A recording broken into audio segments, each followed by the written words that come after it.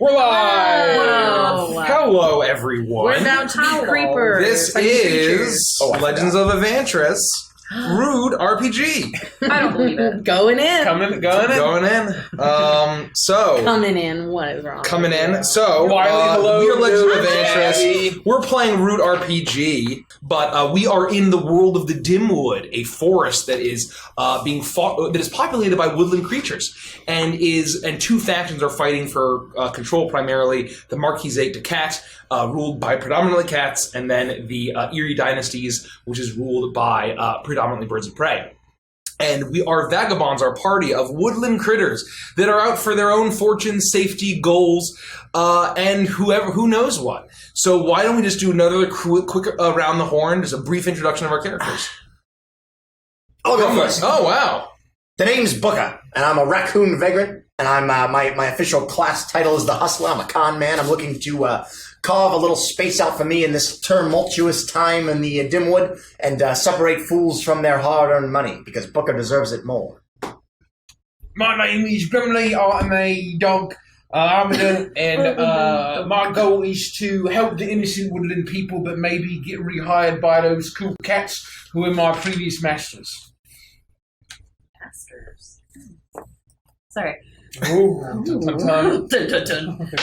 playing Hazel, and I'm going to have to work in my voice a little bit because I forgot what it sounds like. There it goes, coming back a little bit. I play a chipmunk, food thief, and I'm always looking for a really tasty snack. I like all kinds of pies. It's not really important right now, but it's all I can think about, and that's about it. Thank you for the follow, Joshua Barbeau. Why does it spill coffee everywhere? Thank you. Thank you. I'm playing Peggy. I also go by Rosie the Ribbita. I am a Tinka. I make a lot of things. You know, honestly, my biggest thing is that I don't really have time to talk about this right now because I'm currently working on something really interesting. So get out of my workshop. Yeah, and stop eating my food. I feel personally attacked. As I clean up this coffee that I spilled everywhere. Did you really spill coffee everywhere? Not everywhere, just Most over a places. lot of places. So, I'm back. Oh, and I'm a frog. I'm back. So, well, why don't we get into what happened last time? So, you found yourselves having retrieved the amulet or the necklace of the Blazing Heart, the alleged ancient stag king that once ruled this forest. And you met with, this was after you then saw Levi Smiles, the owner of the mining company, get murdered in front of you by Mr. Y, his weasel geologist. And that is where we began the session. And as he looked over you, flanked by 6 Skinkertons. I didn't fuck it up this time. Hey. 6 Skinkertons. You got it, man. Finally, the mercenaries, the ruthless, murderous mercenaries. He basically told you that he was going to frame the 4 of you for murdering Levi Smiles, and he would take over. And through some tense negotiations and some little bits of insight and reading into his weaselly nature, you convinced him to maybe turn in one of the Skinkertons and not the 4 of you, and that you would be way more useful and valuable. Fucking Phil. Unbelievable. No, I'm not watching. Unbelievable. And particularly, you were going to turn on Phil, the Skinkerton that Peggy had dosed with spider toxin, and basically he had embarrassed himself, and so everyone was getting ready to turn on Phil. And so they went into his office, they did some tense negotiations, and he said he could use a forward man or forward woman or a forward group going to other clearings, looking out for the interests of the Levi Smiles mining company that he allegedly claimed to have ownership of. And you all decided, you convinced him to give you the night sleep in and think on it, and then you would all finish it in the morning. And you were locked in a room on the ground floor of this large wooden structure. And rather than sleeping through the night, you did a classic breakout. You did the classic help guards, he's sick. The classic help guards, he's sick, and beat up or murdered all of the Skinkertons except for Phil. You fought your way up to the top to Smiles' old office where Mr. Y was, and Grumly first. He found Phil beaten almost to death on the desk of Mr. Y, and found Mr. Y sleeping in the bed after drinking, seemingly through celebration of his new victory. And Grumly beat him into signing a confession. After that was the case, they brought pretty badass. It was not what I was expecting. Let's just say that. Trust me neither. With the rest of the party not too far behind, they brought the body of Smiles as well as the badly beaten Phil and Mr. Y to the Pearl Saloon, where they met with Seljan Alabaster, the ruthless saloon keeper, who was a leader of the town, but not using the brutal methods of Levi Smiles. And it was at that point that you found the deed to his whole mining operations on Mr. Y, and you gave it over to Seljan. Seljan gave you a great payday and said that you'd be going with the sheriff of the town that wasn't really able to act as a sheriff because of the power of the Skinkertons and the mining company, which was enforced by the Marquisate. And he was a coyote you could trust. And the next day you set off, leaving Reconnoiter Ridge behind. And you made your way to a place where he said that there would be a little bit more trustworthy Marquisate warriors, or at least authorities that weren't just a bunch of drunks on the outskirts of the Dimwood, to Wartwallow. And you brought, along with Sheriff Ace, you brought Mr. Y to the mayor of Wartwallow, Mayor Boghop, a large toad that was installed by the Marquisate of this clearing of mice and frogs and toads predominantly. And turned him over with the confession. He was very excited about the capital, the political capital he would gain for being the one to turn in the murderer of Levi Smiles, who was allegedly the cousin or an in-law of someone back in New Felicia. And you also learned that the shipment of taxes to New Felicia had been sunk by a massive dragonfly, but the cat soldiers were still taking what they were owed, and even if they had already paid, until it actually gets to the Marquisate, it doesn't count as taxes.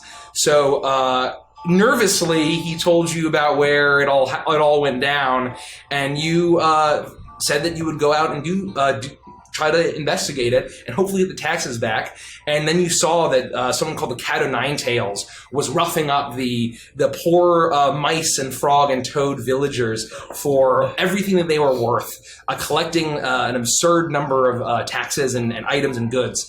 And after a tense situation and a pretty intense disagreement amongst the party, you all decided to go back to your room at the inn, where you were put up with unlimited food and booze in exchange for spreading the good word of Mayor Boghop, and that he's an altruist looking out for the people, installing vagabonds that avenge Levi Smiles as the heroes of the town.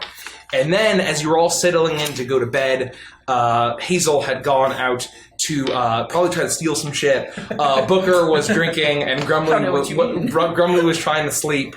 You heard the bells tolling and panic, and you heard the word dragonfly screamed out, and all of you went to the windows or outside, and you saw a massive creature, a colossal dragonfly, over twice the size of the giant spider that you had killed, fly over the town as everyone went inside. It's basically an air raid sirens, and it flew off north. So Nose is an important question. You mentioned there was a large toad. Large toad what? A large toad what? Yeah, like he as was a in large toad man. something. Creature, a large toad, maybe? a large toad ocelot. Ocelots don't belong in a panel room. Classic mix-up. So, with that, you are all wherever you would like to be on this evening, or wherever you were as the dragonfly had just soared over, buzzing, the buzzing of this creature seemingly shaking the entire town. As you saw the massive eyes, the slavering, not proboscis, what are my mandibles of this creature, the razor sharp appendages of this massive insect fly over north in the direction of where Rhodey, the small henchman, had told you the taxes had gone missing. Mike, Sorry, go ahead. you left the refrigerator open. Oh yeah, I'm putting this back. Jesus. I'll shake my head at the window of the place that we're staying at after seeing this thing walk back to the bar, slam the remaining amount of my drink, put the glass down and say, yeah, one more. We gotta go right now! And I start getting my armor on. I guess, is it gone? It's gone. Okay, I will still put my armor on. I'm in the room. I'm like down at the bar. You're at the bar. Yeah. It just I'm by myself. It just flew north. Peggy, you can be wherever you'd like to be. I'm in my workshop up there and wherever. Yeah, no, you're in Wartwallow. So yeah, Peggy pieced out to her workshop before you all settled in for the evening. And we know the way there.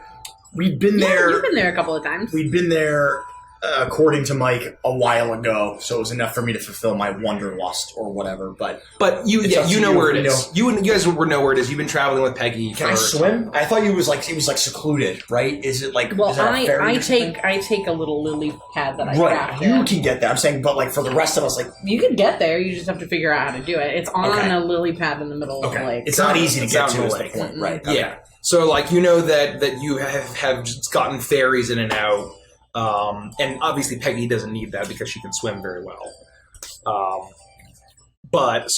Peggy, you're working away at the workshop on whatever you're crafting. Oh, I am. And you've also heard the horrible buzzing, and maybe you were too busy to. Oh yeah, I up. didn't hear it. I was running my little. I've created my very own rotary sander, and I'm sanding down the tips of these feathers. I like where this is going. I don't know. Not the Booker knows. Yeah. But I like Booker's drink.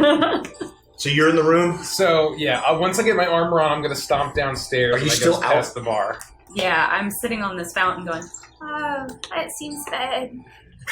Oh. So everyone that you had been waiting for the hustle and bustle to die down, but rather than making it easier to steal, it seems as if this has put a lot of the denizens on edge, and everyone's fled to their homes. What do you do? What's around me in the square? You are sitting on this huge fountain of the goofy statue of Mayor Boghop, and there's a number of carts and some vegetable carts that would have been boarded up, or some shops and inns. It's in well-off town center. You know that it kind of gets to lower class areas the further away from this town square that you get.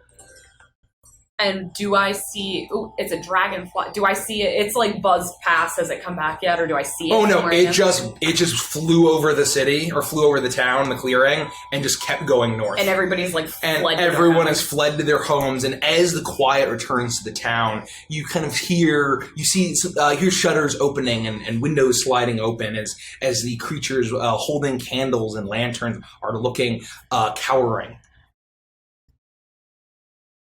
Well, maybe I have a minute. I'm gonna climb onto the fountain and see if I can pry some of the like gold filigree off of the fountain. You said it was like really like elaborately like yeah. I'm just gonna can't eat that. No, I'm just gonna pry. But I really hate him. So I'm just gonna try to like pry a chunk off before people start coming back outside. Okay, attempt some roguish feats. We'll see how you do. Where did I put my good dice? Okay.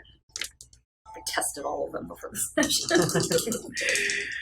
As you do. Oh, what are they? Finesse. Oh, is it finesse? Yes. Sorry, I can't remember what it is.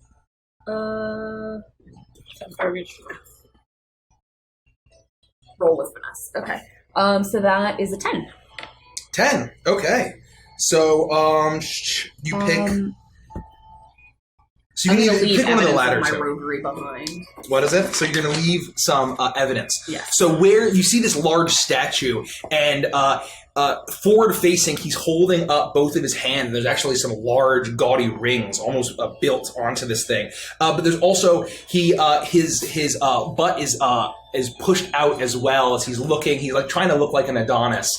So where are you climbing up on this statue? And it's all gilded.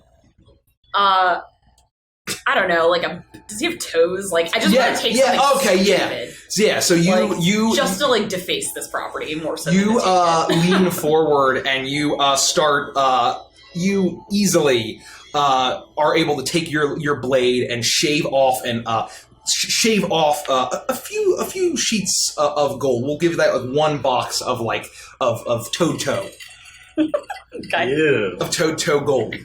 And you're able to do that as you just see the statue just standing there and glimmering and glinting in the moonlight as you manage to secure that. And then people start to, right as you get off, you stumble a little bit. A large acorn drops out of your pack, and there's actually a little trail leading directly to you. As you do that, and the job that you did is actually pretty rough. It's very clear that someone scraped it, and so you just see some guards starting to walk in your direction. Oh, that was terrible. Did you see what that dragonfly did? Oh my gosh!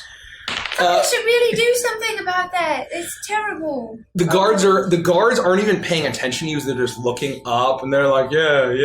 You get the sense though that if they start to look down and investigate, they Do I see the acorns? Was that? Yeah. Oh, look who left acorn. Oh, he dropped acorns too. It's awful, and I'm gonna start picking those up. You do that. You Just pick let up. food go to waste when so many You people dropped these are hungry. acorns, not me. I didn't drop the acorns. You start picking up the acorns. You put them back, and it's very clear that the toad toe has been scraped with gold, but it no longer is looking like it's leading directly to you as you do that. I'm gonna start hustling back to the inn. Okay, you hustle back to the inn. What are you two doing? I'm going to stomp downstairs, and I'm going to just walk by the bar without a word. I'm going to grab a Booker by the scruff of his jacket. Come on, let's go. We're going to save the town. Can I attempt to resist? Yeah. I mean, I don't have strength. What would be... Grapple. Why don't we do a grapple check? Is it like a reverse grapple? You're So- grappling me, and I'm trying to reverse grapple? Oh, yeah, I failed. I got a 10. Oh, you crushed me. You picked me up. I'm just holding you. I'm just holding on to my drink, though. I'm making sure I don't spill a drop. Even though I'm flailing, I'm not going to spill my drink at all. And I will walk outside of town, and I'll look around to see if I can see any guards or anything. You look around and you see Hazel with her cheeks full of acorns and a little glint of gold in her paw as she scampers on back. And you see that there's a number of heavily armored cats and actually a few mice here and there as they are walking out, and they're like, order, calm down, the beast is gone. Back to your homes. They're grumbling. What's the big idea? Didn't you see that giant thing? What's all this then? What's going on? It was horrible. It was this huge thing that flew over. Did you see it? Is it going to come back? How often does this happen? You see one of the cats turn to you. You see red fur poofing out of armor as he has a large halberd. As he looks at you, he's like, "At ease, citizen. This is just standard lake business." From the back of the crowd, I yell, "Ha!" It just At ease, citizen. How often does this happen?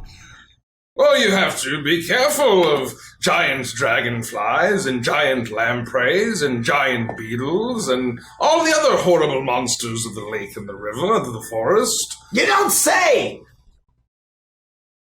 Oh, right, well, goodness. you're obviously not keeping an eye on watch, because why can just fly right into town? You can't stop it, you can't shoot it with arrows. I'm not going to shoot it with arrows. Last time we tried that, 2 guardsmen got plucked off, never to be seen again. Only 2? It was quite a tragic day. They had families. I'm sorry. At ease, citizen. I'm sorry for the loss. Good night. And I'll tip my helmet, and I'll walk back with the gang. Fools. Absolute fools. I don't think we should stay in town tonight. I think Peggy slipped off and went to a workshop. We should meet her there. I mean, if we have a way to get there, then sure. I know it's a little difficult. Well, we can try it. Can you swim? I don't think I can. Not very well with my arm on, probably. We can ride. We can get a boat. We rented one once, didn't we? Do we know if there would be like... You know that there's a bunch of docks all around this lake, and there's a number of lily pads and structures all built onto various lily pads, and you know that Peggy's is out a little bit further than the others. You've taken boats operated by frogs, toads, otters, a heron. You've gotten plenty of boats. They'll usually do it for a coin if you find someone up that late. It's not super late. I will approach one of the boats. You make your way through the town, and you don't really see anything. But then you actually see a muskrat with these bushy whiskers. He's a little bit portly, as he seems to be tying up his boat after just getting in from some fishing. Oh, are you friend? Yeah. How much? Hey, it's your friend. Oh, are you, lad? You get... I'm not a lad, I'm older than you are. How much to take us over to that lily pad in the middle of the lake there? That one? That's pretty far. 2 pieces of coin. Gold pieces, probably. And 2 pieces of coin. So that's 1 there, 1 back, correct? Perfect. Great deal. You make a persuade an NPC check. Roll. Move. Thinking. Okay. Oh, Jesus. I got a 7, but it's with charms. That's going to be a 9. You could have, someone could assist. I would love that. I will assist. Are you gonna they do see that? things your way. Oh, yeah, go ahead. Yeah, well, he said, 1 gold there and 1 gold back is perfectly reasonable. How long are you going to be? Overnight. Oh, when do you want to leave? Why don't you come back in the morning and pick us up? Yeah, that's what I'm saying. Yeah, in the morning. What time? I don't know. How does time work here? Dawn. Dawn will be good. Dawn, that's really early. Can we make it like 2 hours past dawn? 2 hours past dawn. We have a Okay, deal. great. I hand him 1 gold piece. I'll mark I'll handle him 1 gold piece as well. Okay. I'll mark the 1 decay from my bag of coins. Me too. What a nightmare. You all pile into the boat, and you all make your way through the clear water of the lake that's shimmering in the moonlight. As you see a number of these huge lily pads, quaint little homes built on top of them, and you see your destination as you get a little bit closer, a bit farther away. It's harder to access, especially for a lot of the mice and the cats that rule the area. The cats, being cats, they don't care for water, and you now see your destination. What do they see, Peggy? Oh, they just see like a ramshackle little hut built on a lily pad. It's like very Weasley burrow style, where it's like a bunch of different things kind of piled on top. Burrow? Weasley from Harry Potter. You know their house. The Oh, burrow. it's The proper burrow. noun, the burrow. Oh, Yes. I So see. it's very much the We're all in animal burrow. mode. Yeah, I was like a weasel burrow. In the lily pad. How unusual. Yes, Bravo. it's the Weasel burrow. No, Bravo. it's like the Weasley's burrow from Harry Potter, where it's like you can see that there was like a basis of a building, but that Peggy has just built on top of it. There are like towers and all kinds of other little things that are built out of all kinds of things that she's found. Just random 2x4s. The door, like, yeah, yeah. exactly. It looks like a strong gust of wind would knock the whole thing over, but little do you know, it would not. Got it.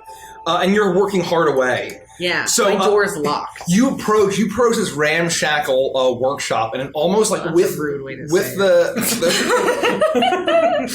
ramshackle's a great word. SAT word. As $5 this workshop, as you approach with like the work that's going on is kind of like bouncing up and down like a steamboat Willie. Occasionally, it looks like it's gonna topple over and fall into the water. Like steam is blowing up, and it's like Steamboat Willie style, Popeye style, as this a large workshop. it gets closer and closer, and eventually you arrive at the other end, and there's a little dock that's built out that's tied up with all of these fronds of the lily pad, and some nets for catching fish. Some nets, and you all are managed to ferry it off. You give him the other coin, right? We gave him 2. Okay, yeah. Yes. Yeah. So we each gave him 1. Okay, I'll be here 2 hours past dawn. Yeah, you better be. Yeah, you better be. Hey, That's really early. quit that. Really early. We were trying to get a start by dawn, and we gave him 2 extra hours. Wait, what? Unbelievable. The Wait, point did is, he have to be up at dawn? Oh, 2 hours after dawn, like we just told the guy. the real problem here is that we were complete sitting ducks crossing the river like that for those heaven-forsaken things. I can't believe you would even put us in danger like that. Who else is going to kill that thing? Who else is going to kill that? You think there's just one of them? You keep saying that thing, like we're going to do something about that thing. It looked big enough like they would be that's the main one kind of thing. Oh, my sweet, sweet summer grumbly. Well, I don't know. I've never seen... Have we seen a huge dragonfly in the times we've been here? I would say that you know that the lake and like the river, because the river goes to the forest, there's a lot of horrible creatures in there, and what comes out of the water of that can be very rough. I'd say Peggy has definitely told you stories of some horrible things, and sometimes you wouldn't have believed what she said because of how horrible and massive and vicious these are. But I don't know if you would have seen them. I thought you had said I'd seen them at Muckbed. Oh yeah, maybe, or you maybe seen giant dragonflies, but nothing of that big, nothing of that size. So it's even worse than I already thought it was. Yes, that's what I'm trying to tell you, Brumley. So this is a dragonfly of unusual size, and there's probably lots of them. They'll carry off whole families. Can we please just get inside, Peggy? Peggy, please let us in, please. Peggy. It takes a moment, but you see 2 gigantic frog eyes magnified by the spectacles that I'm now wearing as I look over into the window at my door. Yeah, what's the code word? Oh, the code word. What's the code word? I forgot the code word. I feel like I should know this. Code word is fly flavored ice cream. No, that's not the code word. But that sounds exactly like something Booker would say. And I slide that over and I open the door. Thank you, Peggy. I appreciate it. I was getting a little nervous. Yeah, wipe your feet off before you come in. I'm busy working. Of course. Whatever you need me to repair, put over on the anvil over there. Oh, well, thank you. What is the code word? Oh, there isn't one. Oh. Well, that's why it didn't sound familiar. I will take off. I'll put my sword there. I will put my my armor in the corner, and I will say, I don't know how much you can repair on these guys, but perhaps, if I can get just a little bit done on each of these, it would definitely help me out. Is that all right, Peggy? If you I use the repair move at my workshop, and I repair damaged personal equipment at my workshop. Is there like a limit? As long as I have the tools and resources, and I do, because in workshop I made sure that I took all the tools and resources. Okay, I just have. But I had to give up other things to do it. I have 1 exhaustion on my leather armor, so I'll take my jacket off and be like, "Hey, there's holes in my jacket. If you wouldn't mind, well, don't repair all of them, but just repair some of them. I don't want to look too good." Yeah, all right. Just put it over there. I'm a little busy. Can you tell us if we get decay on our equipment? No, there's they have abilities, and I tried to grapple a guy, and I marked exhaustion on my leather armor, but I'm flavoring it as just my normal clothing. But so I use moves will give decay on certain objects that you have. So I'll repair their. Okay. Use my workshop to repair. You have all the tools and the resources that you need. You've done this a number of times. And it doesn't take you very long as you all enjoy the evening repairing. You're the best, Peggy. Yeah, I know. I'm trying to make some kind of a weapon against, jerk faces that try and get us to do things we don't want to do. Oh, you mean Grumley? Because right at the moment, Grumley's making me do lots of things that I don't want to do. Oh no, what's he trying to do? He wants us to go kill the dragonflies, and I use that with the plural because there's always more than one. Why would we want to kill a dragonfly? Because they're evil, big old dragonflies. How do you know they're evil? One flew over just now and didn't kill anybody. That's He thinks true. he I was believes. outside. It didn't kill anybody. It did deface public property, which is pretty awful. Now, I didn't kill anybody. the root of the problem here is that we believe that the mayor of this fine town has been collecting taxes and then sending them to the Marquisate, the Marquisate, if you will. And one of those shipments didn't arrive, and they blamed it on the dragonflies. Yeah, so what you're telling me is that he's stealing all of the money, and he's blaming it on the dragonflies, so then they can recollect the taxes from the people and get that sent to the Marquisate. So they're getting paid, but he's also making money as well. But we're not telling anybody around town that because we're working with the mayor to get lots of free food and drink. So until we get more you could just come in information, and get free food and drink. yeah, I didn't want to be a leech, if you will. Is that why you just took your shoes off when your feet smell like that? You told me to take my... Peggy, I'm trying to do No, you I a told favor. you to wipe your feet off. I didn't tell you to take your shoes off. Well, I'm comfortable now, and I'm At not least taking go it over back. to the wash bin and wash your socks. Fine. God damn it, Booker. No, we heard from the guards that dragonfly picked off 2 guards and killed them horribly. Wait, did that's you see it? it I happen? thought we were worried about the taxes. That's why you picked a fight. and You then should have also seen the the taxes. You should have seen the Killing guy guards. Brumley tried to pick a fight with. He was bigger than 4 of me. But Brumley, you killed like a lot of guards the other night. I didn't kill anybody. He's the one that killed the guards. What? Oh. You shot the guards in the face. All the ones So that should we kill Booker? That was after I got shot. Well, he was in self-defense. I'm gonna be honest with you and say I don't really have a problem with murder. Like what I'm doing right now, I'm really trying to figure out how to murder a lot of people at one time. So Well, is It's murdering... just Peggy! what? The Sometimes guards we get into said- trouble and we might need to murder a group of people. I don't know if you were with me when we were in that last town, but some of those people weren't the greatest. What did the guards say? Oh, the guards said that the last time that they tried to shoot at the dragonfly killed 2 guards, so that's self-defense too.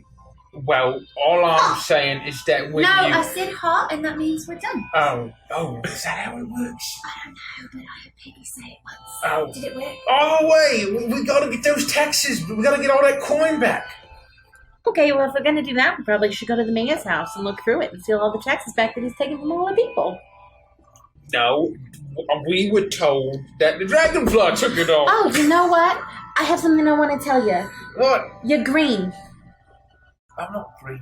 Okay, so I guess not everything everyone tells you is true. Thank you, Peggy. I appreciate you putting it into perspective. While we're on the topic of the mayor, though, do you have any information regarding this guy? No, why? I didn't know if maybe he'd been in power for a long time, and maybe you knew if he were recently elected or some other business. Yeah, you know, I don't really pay attention to that kind of stuff, but I'll send a message to Hamilton. And he hangs out in town all the time writing papers and stuff, so I'll see if he knows anything. He'll write me a letter. All right. I figure maybe if we get some proof that he's actually pilfering some of his taxes before we go risking life and limb for no reason. Yeah, no, he gets hired all the time to write letters and stuff, pamphlets and official documents, so maybe he'll know something interesting. I hope so. Probably doesn't, but maybe. Well, either way, we know that there were taxes. We know that they were put on a boat though and taken north, right? Allegedly. I mean, that's what we were told. So all I'm saying is, even if it wasn't these dragonflies, we gotta figure out where they went. We can track them down. We know where they went. You're a which of us is a ranger? Which of us took that class? What do you mean, ranger? What the hell is a ranger? Well, I'm an arbiter. I'm trying to bring truth and justice in the Dimwood way. You actually call yourself that? Do other people call you the arbiter? Well, I think it sounds So real it's cool. not a nickname that you gave yourself. Well, I mean, that's what the cats used to call me. Oh, there goes Name the one arbiter. cat that called you that. With his name, his first name and his last Phil. Phil. No, Oh. Phil. Oh, How many Phils are in the Dimwood? What do you? I don't know what you mean. Oh, me neither. Okay, fine. Peggy, you got anything to drink around here? Yeah. I just point over at this crazy mechanism that's like filtering water up from the lake, and it's filtering it and making it clear as it drops it into a bin that's got crystal clear water. This is just water. Yeah. I was hoping for something a little more kick. Okay, well then don't ask for water. Fair enough. You want whiskey or something? Yeah, I'd like some booze. All right, then swim your ass back over to town. You asked why we came all the way out here, and I told you that's why we bought good favor with the I'm kidding. I got a shelf of some whiskey. Thank you. I appreciate You're it. welcome. You mind if I put a couple bottles up there? I'm kind of weighted down. With all the stuff you stolen? I didn't steal it. Okay, sure. I just brought it over here. From over there. At the Yeah, end. sure. I tend to blind eye. I don't care. Why would you turn an eye if it's already blind? I never thought about that. Grumly, what do you think? Well, you turn a blind... I don't know why they say that. Why do they say that, Booker?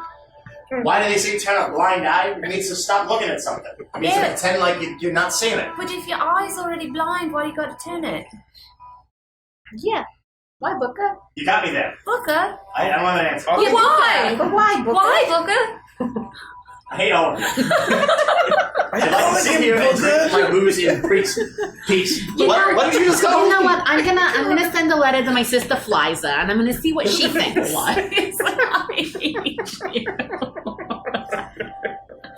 Does she live in where are we right now? Yeah, she lives The Dimwood. She lives We're in in a the much Dimwood. larger house somewhere else, and I don't like being there. It's not my style. Is she a frog too? No, she's not. She's a cat. Is that with an A or an S? Or I mean a Z or an S? It's spelled like a. It's just flies. Got it. That's how I spelled it.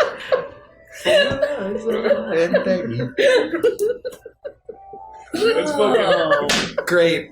That is a Top long tier. That's why time. Hamilton. Hamilton. I didn't realize that. Is that why you were Peggy? Yeah. This whole time. Yeah, so that way randomly I could say So and you could Peggy. be the other random sister. We were all crossing the river crossing the pond on the boat. We're looking for a toad at work. We're looking for a frog at work. We're looking for a frog at work. Whoa. Okay. So, you are all enjoying some beverages. Peggy finishes repairing the armor. And is there anything else you're doing before you head to bed?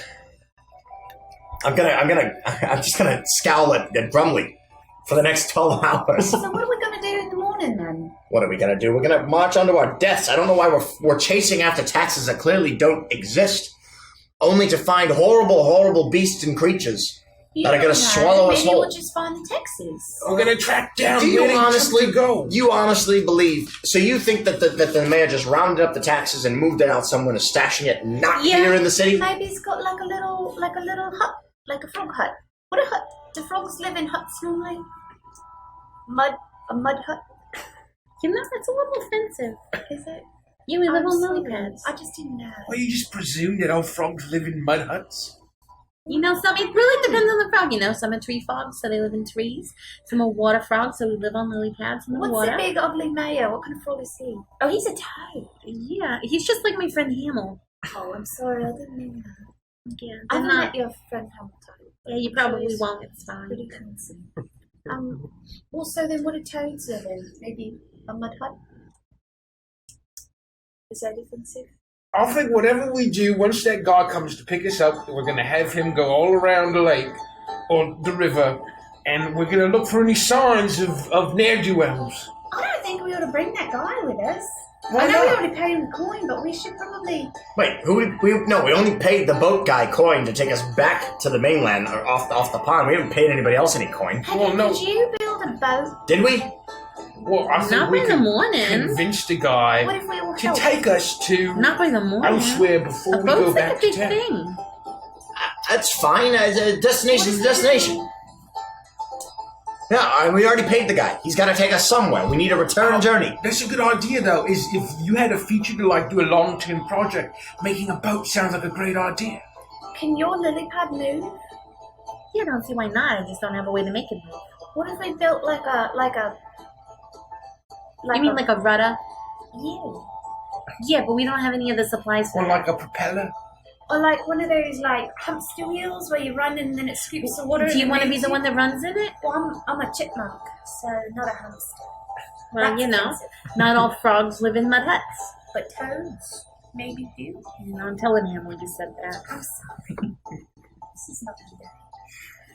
I Well, think it's I'm just hungry. if you're going to be up for a while, there's a few things, a bit of rust in my armor, and Yeah, me you know, I plate- already did it. and me great I sword. did it while he was talking. Oh, and did you finish fixing up me halberd from last time? You gonna pay me for it? Sure. How much you want? Nothing. You can take it. I'm already done with it. All right. Are you good with that? The halberd having vicious strike. Yeah. All right. I feel complete now. And I pick it up and I give it a tap and I'll put it I'll put it away. What is the vicious business? You mean? Just real quick. It's a weapon. It's a special weapon move that I took when I leveled up. Vicious strike. A vicious strike. When I viciously strike, who would have thought, an opponent where they are weak, I mark an exhaustion. I roll with might. On a hit, they suffer serious harm. On a 10 plus, you get away with the strike. Got it. Okay. So it's a way that you can kind of do damage without taking a hit if you roll a 10. Okay. Cool. Very cool. So, you, is anyone else doing anything else before bed? No. I'm drinking. I'm sleeping. I'm eating. Okay. You all... Peggy's I'm tinkering, but then I'll go to bed. Okay. Peggy. Everyone else falls asleep. And it's at this... You're working late into the night. You're tinkering on probably a lot of fun stuff. You maybe write a letter to Hamilton or whatever one it is, but I really want to roleplay him. You are so welcome, Mike. No, you don't. You can do whatever you want. No, I do want to write a letter to Hamilton. Yeah. You write a letter to Hamilton, and ask you if you've seen my sister Fliza. Yeah. and Peggy. You know that you know that you're pretty far out into the lake, and you know that that Old Tom's River that splits the Dimwood goes. Basically, the lake is formed in the center of the Dimwood and then continues out where to the clearing town where Booker's from, which is Muckbed Creek. And you're used to the occasional very, very, very distant light at the other end of the lake. But for the hour, you notice out of your window, as you're finishing writing the last letter to Hamilton, you see that the far end of this lake, there seems to be movement of the light, and the light seems to be in the sky. Almost like dancing lights flickering around all above where you believe Muckbed Creek to be. And it seems like there's a lot of late night activity, and it seems strange for this hour. And that's what you see. I'm gonna go around and shake everyone awake. Yeah, I think you should get up and look out the window. There's all kinds of stuff going on in the city. What? In the town, the village, the whatever. What do you mean? I was asleep. I was having the best dream. Okay, well, y'all the ones that want to know what's going on with all these taxes, and I'm telling you right now, there's some weird lights that are happening. It's just Grumly, but fine. Point the direction, please. What did you say? Well, you can see for yourself, and I point out the lights. You point out, and Booker, you see at least where you grew up, Muckbed Creek, and you see how that far is this? It's absurdly far. It is. But it's like just relatively flat, where you can just kind of see. It's across this massive lake. So it's almost like just past the horizon, and normally you could just see the glow because of how huge this lake is. That these are, because they're on either end of a lake, that these clearings, that the very edge of Wartwallow, basically, the very edge of Wartwallow and the very edge of Muckbed Creek are not too far, not as far as a lot of the other clearings, but it's still across this massive, nearly Great Lake. And why don't we take a look? Yes, please. So you normally wouldn't be. So where do I? Ooh, no, what is that? Oh, I can't read. Oh, it's. Where is it? Oops, I'm gonna move this. Okay. Oh yeah. Oh, it's a lot closer than I thought. Yeah. Okay. So we were here, and then we're probably like on this side of the lake, right? Yeah. The workshop. Yeah. It was a different. I was picturing it as a different clearing. That's my fault. And so it's south. And you see that there's a lot of movement in the air. It doesn't look like anything's coming closer. It doesn't look like there's anything like heading towards you, but it seems to be very clear that there is a lot of the penis of operation going on. And that's unusual? For this hour. Do I know who controls that clearing? I know I can look at the map. You know the Erie. I do know, and that's normal. Yep. That's like a normal thing for. Yep. The Erie has controlled it for a long time. They maybe have lost it, but you know that was when after the Civil War. That was the first clearing that they took back. And it wasn't very difficult because the otters are more than amenable to having some grease palms. Well, I hope everything's all right. I mean, that looks unusual for Muckbed Bed. I hope the people are all right. I hope the otters are all right. Wait, so you've never seen anything like this? No, that's why I woke you up. I'm not really in the habit of waking everybody up for things that I've seen. Well, we appreciate it. I mean, But I can, thank you know, if you want. Now stick to emergencies, I suppose. So wait, so we see this arm up in Wartwallow? Or No, was it's to the in lake? the direction of Muckbed Creek. Oh, So okay, you got see, and then normally you wouldn't be. You can only see the glow past the horizon, but you can see the lights in the sky moving around. And you had seen a similar lights before of the eerie soldiers carrying torches and the like in your adventure in session 1. I'm worried that means trouble. Well, there's not much we can do about that right now. I mean, I'm not worried about it. I've been home in a very, very long time, and I don't intend to just go home now.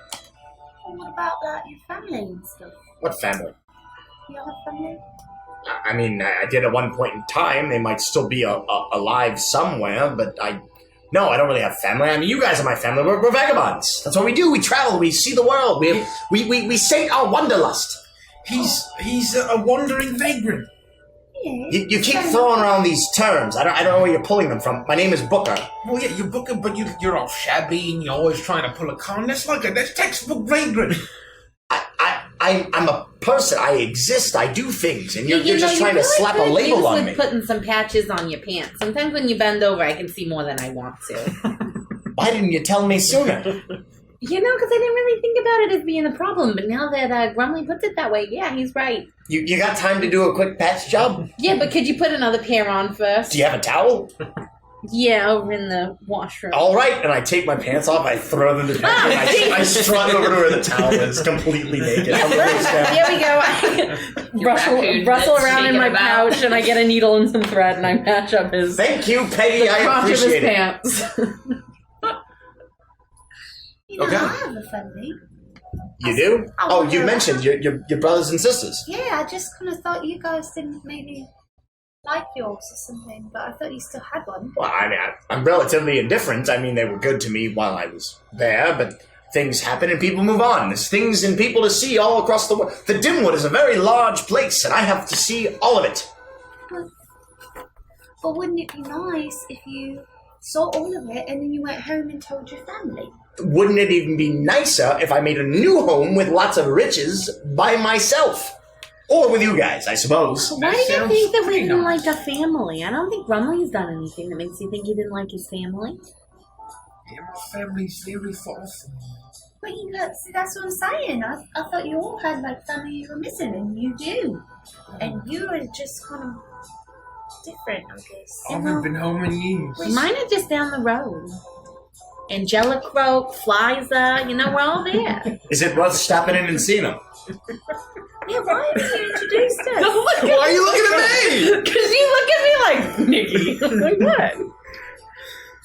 I feel bad. We've been here like a lot of times over the amount of time that we've been here. But it has been quite some time. Quite some time. Oh, we haven't been here quite some time. That's what I'm saying. So would it be worth it to stop in and see your family? Nah. I mean, no pressure. Yeah, they're busy, like, you know, flouncing and prancing around town doing their, like, fancy things. It's Fair just enough. It's not Fair. my gig. But I will. Fair enough. I'm a little too oily to go to the parties they like to frequent. You and me both, Peggy. Yeah, well, at least my crotch isn't hanging out. Touche. As I floss the towel between my legs. You done with those pants yet, Peggy? Yeah, I was done with them 2 minutes ago. I crack the towel and flop it over where I found it. And be like, thank you, Peggy. I appreciate it. That once was a yellow towel. What? Please describe what color it is now in great detail You for know, the viewers at home. it's like a very speckled gray.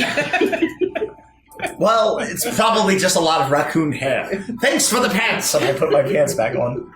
You do that, and you all eventually settle down and go to sleep. And the next morning, you awake, probably near dawn, and you have a little bit of time before the old muskrat gets there. So where are we going to have them take us? Well, I think we need to go up through the clearing on the river and go north and look for any kind of evidence of these taxes going missing, dragonfly or otherwise. So that's just it. We're ready to move on and see what we can find. That's your plan. Are we all in agreement? Is anybody going to vote against Grumley like Booker is? Yeah, I'm coming with you. I do want to go up the river, though. I'm about half and half. Like, if you were standing like you is now, I'll be like right in the middle. So what is your counter proposal? So I want to go up the river, but I don't want this muskrat fella to come with us. What does it matter? He's just a guy with a boat. Oh, so what if we find something nefarious and like... Peggy already said she devised a device that could kill 30 of them, so it's fine. No, I was Why just would we working kill on him? it. I don't think that it's anywhere near functional. Who cares if we find something? He's an old man with a boat. He's not gonna give a shit. Oh, what if he is? I mean, what if he cares? and Then he's Grumley will paid drown him and like he's murdered people I don't before. want- he's a muskrat. I've He's probably never murdered better anyone. swimmer than Mr. Grumley. What do you propose? We I think we should get a boat that we can take on our own. So you want to just kill the guy and steal his boat? I don't want to do that either. I think it's perfectly Hey, valid. you know what, Hazel? I think that boat that he's got's full of pumpkin pies. You think so? Because Yeah, but I don't- smell any. I I've been know there that before, guy. and I I- usually can smell it. I know that guy. He hides them in a non-smellable box. I'm just confused as to why we Hold care. on, this is important. He doesn't share those pies with anyone. That's really selfish. I know. How And many he, pies you do know you what? think he's I got? think he even steals them from the kids. That's terrible. Should probably kill him. Kids with no pies. Grumley! We should probably kill him. We don't Are you need crazy? we don't need to kill the man. I don't understand why you're concerned about him just taking us up the river. He's going to drop us off on any riverbed like anybody else. Think of the children. I don't. I'm How gonna- many pies do you have on your person right now? That's none of your business. But go ahead and take a guess. If you guess wrong, you owe me a gold. That's wrong. 1 gold, please. Show me. I open up my coat and I like dump. I turn my pockets out. No pies. That's 1, please. I'm going to request a pat down. Hands Fine. above your head. Show me the gold. Spread your legs. I And do. lift your tail. I do this, but I'm ready if she tries to lift something off. Okay. I'm patting around for pies. Do I find any pies? No, I don't have a fucking Well, pie. then you don't have any gold and you're a liar. I have a gold. You owe me 1 You gold. proved my point. We That played- he's got a bunch of pies and you don't have any. How did I And prove neither that do I. point? And I don't think you guys do either, so we should probably get the pie. I don't think there are any pies. There What if he's aren't got a any. whole pie stash and he moved them from the boat and that's why I didn't smell them? I think he's going to be here in a couple hours. I changed my mind. I vote with Grumley. For the We're pies? we're You know- headed up north. Who would have thought I was so smart that doing that would get you to side with Grumley? I was lying about the pies. He doesn't have Of course any you were pies. lying about But the you know I've pies. got pie eyes and it's like you look like a pie and you look like a pie. You've got You look like a pies. pie. It's like all I can see is pie. And I haven't got any. Maybe we could go into town and just have lunch. Well, how about after all this is said and done, you can get a pie? But there are people that they're going to lose their homes. They're going to lose their You possessions. know what I'll do? This is what I'll do, alright? You can help me collect some things, and then maybe we can make like an oven or something in my workshop, and then we can make our own pies. That sounds really nice. And then you can have a pie whenever you want. What do you need? I have no idea. Well, Let me I've think got on it, some alright? stuff if you need it. So, but I'll work on it for you if you help out whatever they want to do. All right, okay. Done. We already paid the man. We just tell him to take us north, correct? You know where we're going, right, No, Grumley? brilliantly well. Then you're leading the way. How's my armor looking? I gave it back to you last night. Why do you keep asking me? Are you alright? Did you get hit in the head? You did it all in like an hour before I went to bed? She said it like 3 times. Oh, well, so do I just clear all my exhaustion? Yeah. That's what what it does. I literally have nothing in combat. That's all I That's can do. great. Yeah, I'm That's all I can do. How do I clear like regular exhaustion? So when you sleep, you get rid of 1. Oh, we slept. You each have the snake oil business, which clears 2. Can't we do stuff in her workshop, like I don't- eat and stuff? Oh, I don't think I ever wrote Yeah, that I mean, we one down. can. I have food and drink in my workshop, so we can eat and drink. But I don't Does know what that does. doesn't hurt. I don't think I ever wrote that one down. I would say that if the food and drink is something, I would Like say stock up? I Yeah, would I say had that to you- choose. I would food say and that- drink. if you can choose food and drink, I think that probably once a day you could either choose a decay or an exhaustion to get rid of. Okay. Decay or exhaustion. And how do you get So rid of basically, injury? decay would be you're packing whatever, you're stocking up, or Yeah. exhaustion would be you're eating to Okay. get nice and hearty. So I'm gonna you say can that. clear injury if you were to like spend decay and be like, I'm going to use some medical supplies to like heal. And I would say that Peggy, you could either do one or the other. Basically, the supplies right. at Peggy's place that so aren't I'll exclusive in remove the one moves decay then. would just be like the food could be one decay, injury, or exhaustion. However, you're going I'm to deal taking with the food. decay. You can shove the fish into your wounds. So I'm you know, going to to I would remove heal. two love to do that. exhaustion, one for sleeping and one for eating. Yep. Cool. Yeah. All right, well, I think the guy's almost going to be here, so we got to take him. He's going to take us up north, and he's going to help us find wherever these missing taxis went. All right. All right? You lead the way, and I will try not to die. And he doesn't have pies. Remember that. There are no hidden pie No, I've compartments. just forgotten about it, and you didn't have to bring it up so soon. Well, I just want to make sure that we're not on there, and you're like, oh, look over there, and you're like looking around his pocket. And we're not killing anybody, unless we need to. I didn't say to kill anybody. You thought about it. Only for a minute, and you didn't know that And because you- it was in my head. I You didn't thought about it see out loud. Well, to be fair, the last time we advanced, you're the one that's now literally a murderer. I was hoping that no one would mention that and it would come up naturally as opposed to in a meta sense. But thank you, Grumley. Thank you. Well, either way, I think we need to find these fireflies and dragonflies? Yes. We'll murder these dragonflies. Well, we're going to try, and we're most likely going to die for it.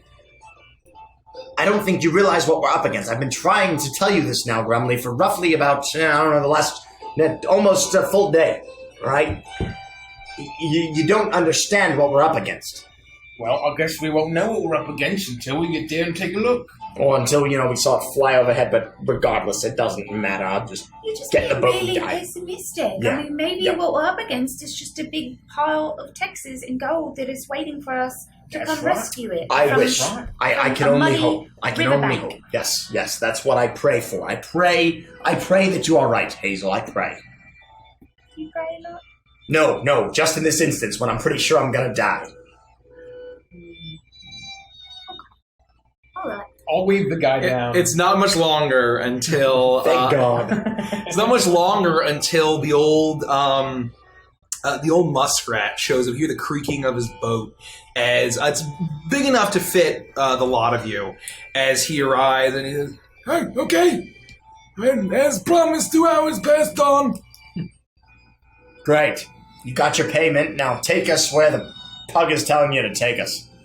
So you need to take us to the north side of the clearing and keep going, and we'll let you know where you can drop us off. Oh, okay. Go. Where did you get this boat from? Hi, I bought it a couple years ago. How much? A good amount of gold and whatever the setting is. Something that would be feasibly unpurchasable for you lot. No, it could be quite purchasable, actually. Maybe like I'm sorry, I'm not the game master. 15 gold pieces, why not? 15. Goodness gracious. Yeah. that isn't like 15 decay, but Well, it could be, right? I mean, we have bag of coins that we mark with decay, and then decay we mark with decay. I can come up with 1, 2, 3, 4, 5. I can come up with 6 gold pieces I'm myself. full right now. Not that I'm gonna. I don't want a boat. I was just, meta prophesizing. Theoretically, Yes, right. In a meta theory sense, crafting, right. if you will. Doesn't matter. I'm not interested. I don't want your boat, old man. Okay. Why were you thinking about taking my boat? We weren't. You're the one who brought it up. Oh, okay. Shut up and row, old man. Okay. Okay. Sorry, I'm Are just. you No, I'm not hungry. I'm a little on edge. I might be a little hungover, but I'm not hungry. Here, and I'll give him a little piece of acorn. They call me Old Man Creeb. Did anybody ask you? Well, you said part of my name. That was one of the most unfortunate circumstances I've ever happened upon. We once almost got killed by a spider. So Wait. just none. Old man, you met an old man. Just row, please. Okay. and you all Crikey, I'm sorry. It's okay. He paid me, so it's fine. and he rows you through Old Man Creeb. Creeb. What a name. What an absolute name. rows you through to the shore of the lake. And he's like, wait, you're not getting off here at Wartwallow? We're going through it? Yes, sir. That's right. Keep going all the way through. We never explicitly told you where you would drop us off, so you agreed to this. Do what Grumley the Arbiter tells you to do. Yeah, they call me the Arbiter. I just roll my eyes. Yeah, some guy named Pete.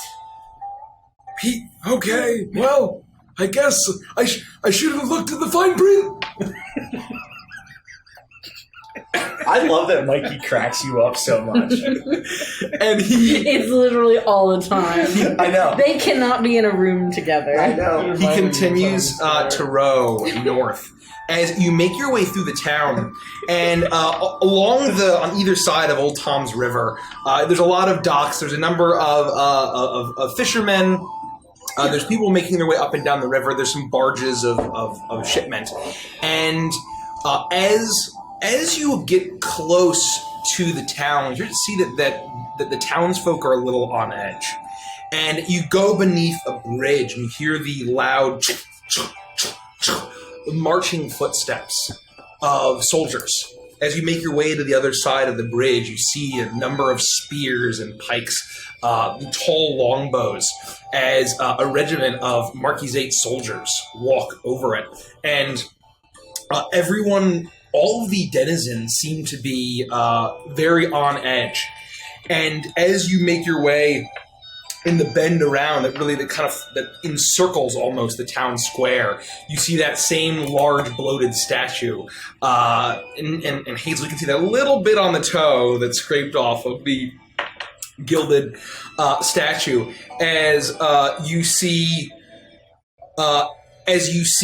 down one row in the number of same four cats, the large leather-hooded cat o' nine tails, making their way with the wagon of the Taxons. But however, you see that the road that's coming into Wartwallow from the what's that clearing? From Click-Clock Crossing. There's a number of soldiers marching in. Nothington, you mean? Was it? Oh yeah, Nothington. Yep. Nothington is to the east. Yeah, to the east. And there's more regiments of soldiers coming in. And wait, from that direction, they're bringing soldiers from Nothington. Yeah, they're bringing soldiers from Nothington. As they're going in, and you actually see in the center of the circles as a number of denizens are all forming a crowd. They're looking nervous. They're whispering back and forth, and you hear Mayor Boghop as he's standing on a platform that's elevated, and he's on almost like this pyramid. And the very top, the wood is kind of buckling a little bit as he moves around in his boots. And he's now, there's no reason to be alarmed. The Erie may perhaps be advancing, and they may be the ones that are responsible for all the taxes that were taken. It was probably the Erie. They was using their scouts to take all the taxes. And even if they think they're going to attack us, we have the protection that I have called for from the Marquisate. So remember, Mayor Boghop is looking after you. And that's what you catch on the wind as he's shouting out this to the crowd as you all make your way up the river through the town. What do you do? He keeps coming up with different excuses as to where these taxes are going. First the dragonfly, now the Erie. So are you convinced that we might be on a wild goose chase, per se? Well, I think that the I taxes didn't know that we were doing anything that had to do with wild geese. Do you know if wild geese have any kind of medicinal properties or maybe even some poisons or anything? I couldn't tell you. Well, I would hope you would know before you lead us on a chase after them. No, Grumley is the one leading this chase, if you hadn't noticed. So, do you know? Wait, what? What's the purpose of us going out to some wild geese? Well, we're not going to an actual wild Then geese. why would you bring it up? Yeah, why would you bring it up, Grumley?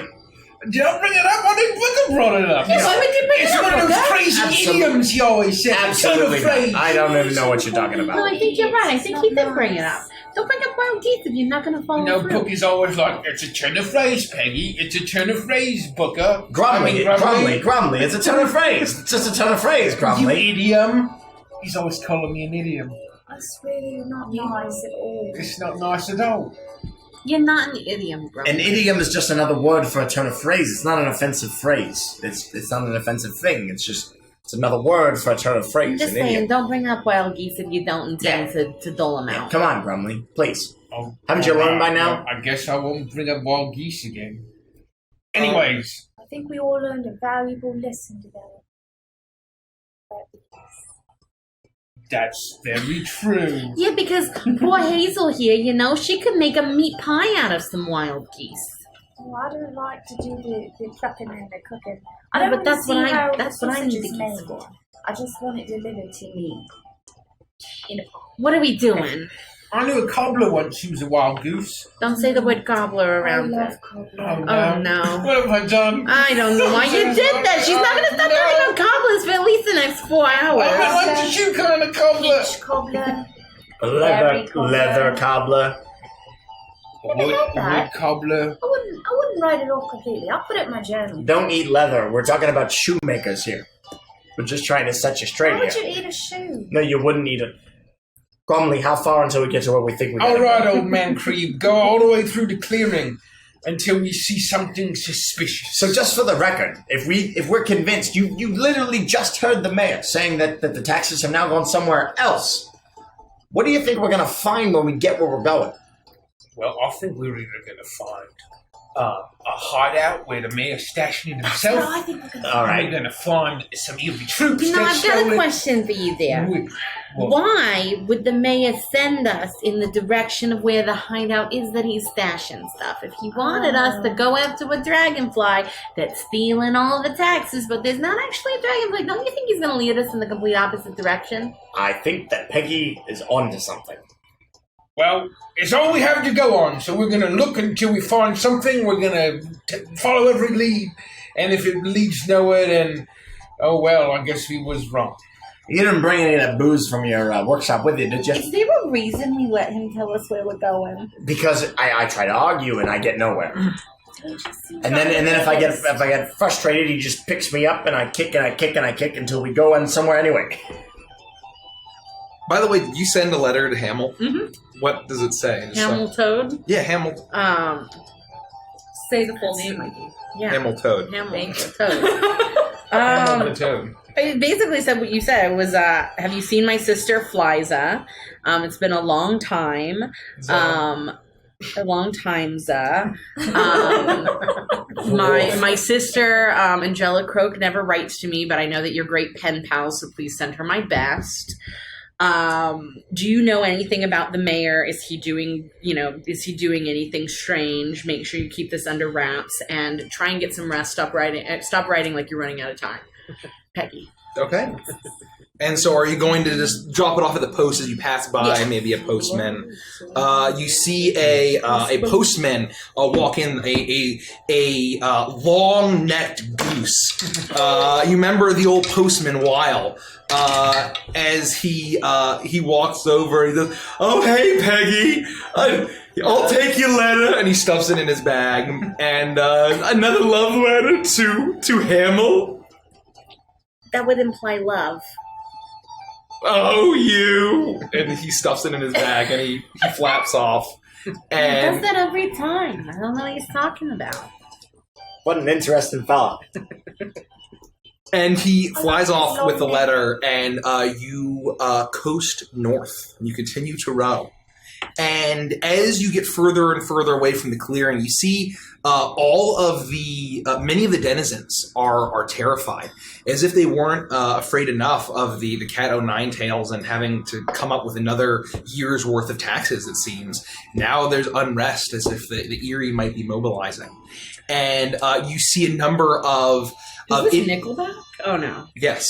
There's a number of individuals or families that have packed up just small carts with barely anything in them as they begin to make their way. And you start to see some families, mostly mice, a few frog families with just their last belongings pushing past the rows of soldiers that are marching in to Wartwallow as they begin to make their way up to Nookington. As you continue to row, or not you don't, but old man, whatever it is, Creeb. I wrote it down. Old man Creeb. I just old man Creeb, boat guy. Muskrat. He's a muskrat. Boatman. Actually, I'm a muskrat. You know that these rivers are relatively treacherous, but it's normally the otters of the Riverfolk Company that are the masters of these rivers. But muskrat, otter, you're on a budget. So Touche. That's right. So he takes you north, and the water gets choppier as the thick reeds and grass on either side gets more and more choking. Almost when it's not choking the river, there's crazy rapids, and he's trying to row very hard. And you get to a stretch of forest where there are just willows on either side, and you seem to be very close to where Rhodey had said the taxes were last seen.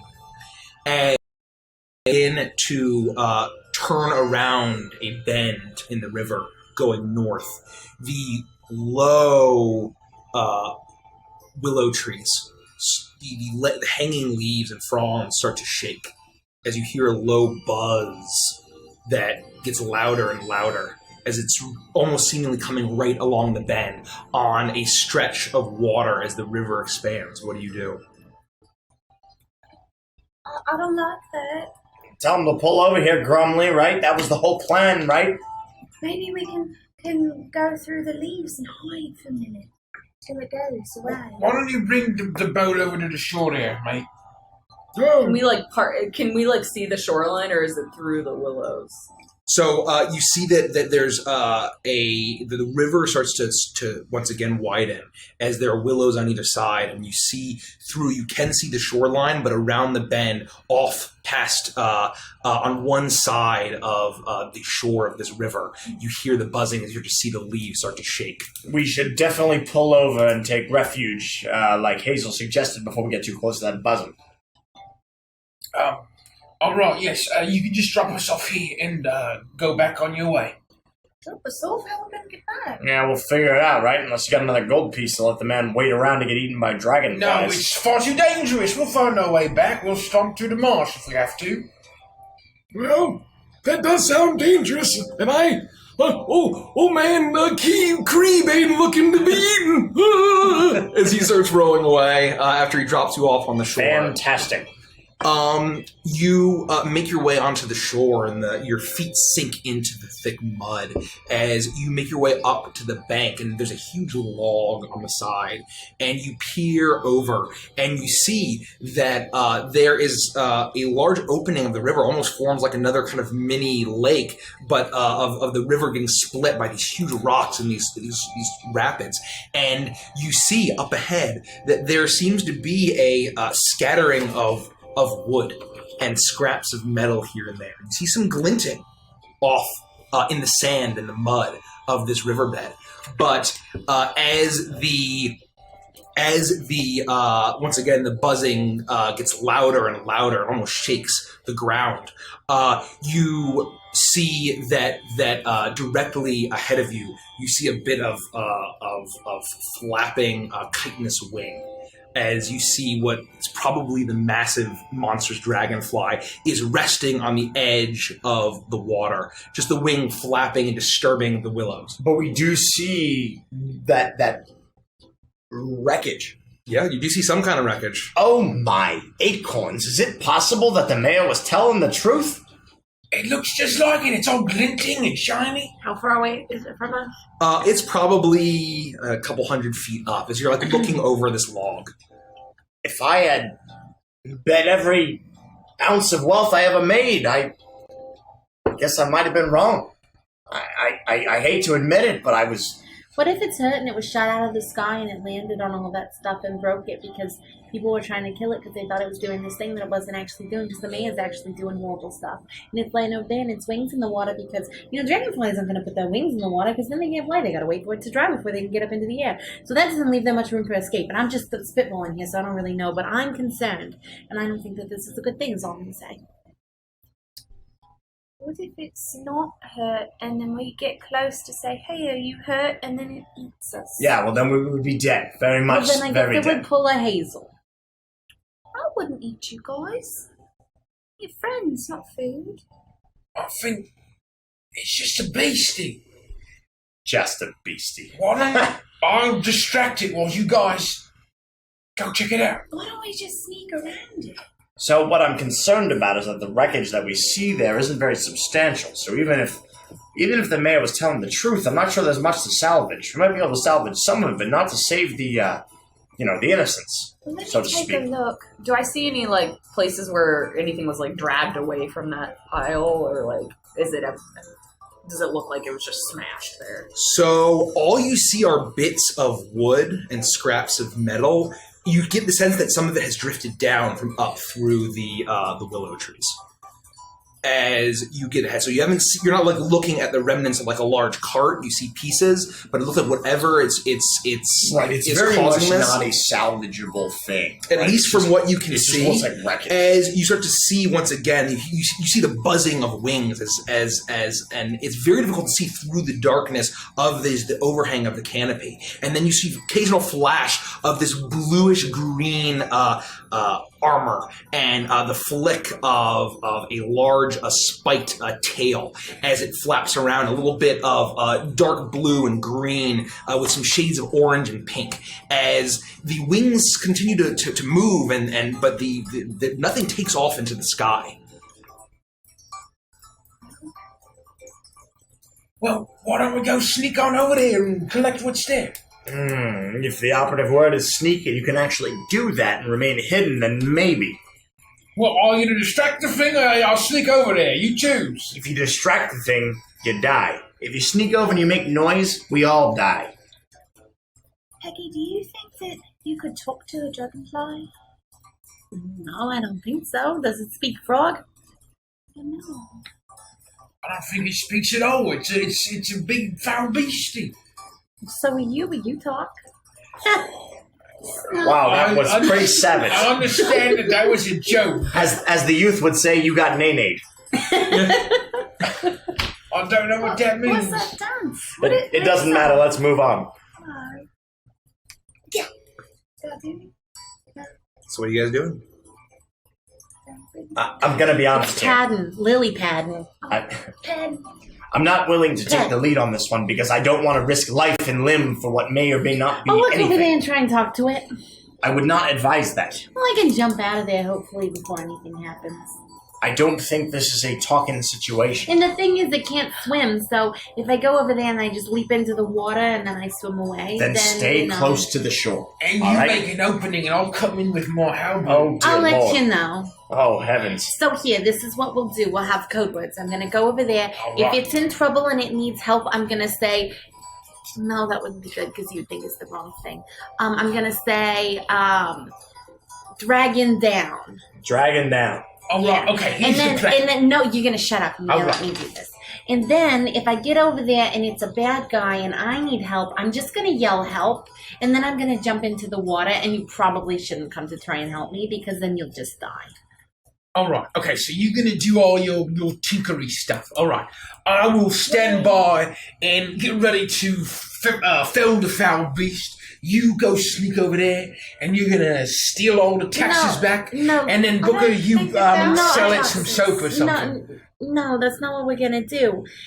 I want you to just stay here and not move and not do anything at all. And then I'm gonna find out what's going on, and I'll come back here, regardless of what's happened. If it's bad, I'll come back here, and if it's good, I'll tell you dragon down, and you come over because it means it's okay. I'll be ready. Would we have any reasonable knowledge about, like, these creature sections? You would get the sense that they're not like sentient people, basically to what It's a beast. to what like a wild animal Yeah, it's would a be beast. to humans. It is a beast. It is a beast. Okay. Yes. All right. Okay. It's not like a Smaug. I'm a giant Right. monster, but I can Right. talk and have a Gotcha. conversation with you. Gotcha. Okay. Okay. All right. You're gonna So sneak. I'm you're gonna sneak around? gonna sneak through the vegetation that's lining the water, Yeah. and I want to get close enough to see if it looks like it's been hurt, and that's why it's doing, just basically to scan the area and find out what's going on. If it looks like it's going to attack me, I want to just leap into the water and swim. Got it. But if it looks like it's just in pain and will let me approach, I'll attempt to do that. Okay. So can I just get an attempt roguish feat to see how quick can you stay by the slippery mud and still approach stealthily? The nets. 10. 10. Okay. So you pick Oh, one yeah. of you don't have a Plus clear 3 path of now, escape. so. You use some resources, or you leave evidence of roguery behind. Okay, so wait, what? Oh, yeah. You Yeah, pick one of only those three. one of these things, but you succeed. I'll mark a decay. Okay, so you pull out some maybe some reeds or fronds, and you get some camouflage, some active camo, or however you would want to do that in order to sneak. And you see like this bush, this swamp bush, scamper off. Yeah. That Sometimes it hops more than a bush should hop. and you begin to creep your way How through. much hop did a bush hop? You see 3 pairs of ears behind you from the log, as you see another 3 pairs of eyes watching you as you make your way through, and you manage to get close to the water and come around the bend through the willow fronds. And as you get closer, you see once again the massive form of this huge dragonfly resting on the water. As you get closer and closer, you start to smell along with the river, the riverbed, just that dank smell of the creek, which you may be used to from your time in the swamp and the pond. As something is mixed in, it smells like blood, fresh blood. Fuck. But something else. You look to your left as you creep around. You see the scattering of coins, gold coins, around. As you look up ahead, as you get closer and closer, you see a smear of red blood. And you look past through the willow leaves, and you get close enough to see the scene ahead of you, almost totally enveloped in this massive tree's canopy. And you see a not a humanoid, but a critter figure lying down with a huge harpoon-like spear clutched in webbed hands, a slain toad, seemingly his throat torn out. As you get a little bit closer, you see another one laying down on its back as well. And directly ahead of you, resting, almost tilting into the water, you see this massive dragonfly that is flapping its wings and buzzing as it seems to be attempting to get some kind of lift. And you see that the wings now are shredded, as you see a number of harpoons impaled on it on all sides.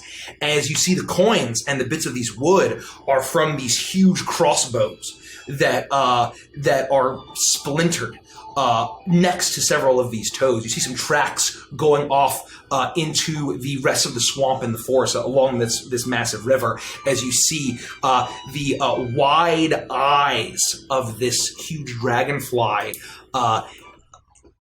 It is insectoid, but you do see a sense of distress and pain as it's attempting to fly, as it is almost kind of sliding back into the water, just kind of perched on the side of the river as the water is rushing past it, as it seems to be just covered with all these huge bolts and harpoons.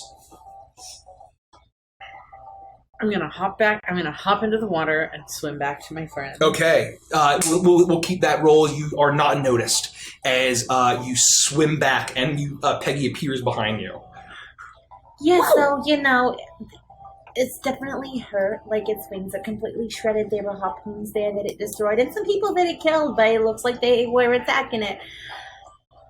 So, I really want to go repair its wings, but I don't want to do that until I know whether it's good or bad. So I'm thinking we should do a little more investigation, and hopefully it doesn't die in the meantime. Or I can go and I can take some of the spider silk and some of the cloth that I have on me, and I can try and repair its wings, at least enough for it to start healing.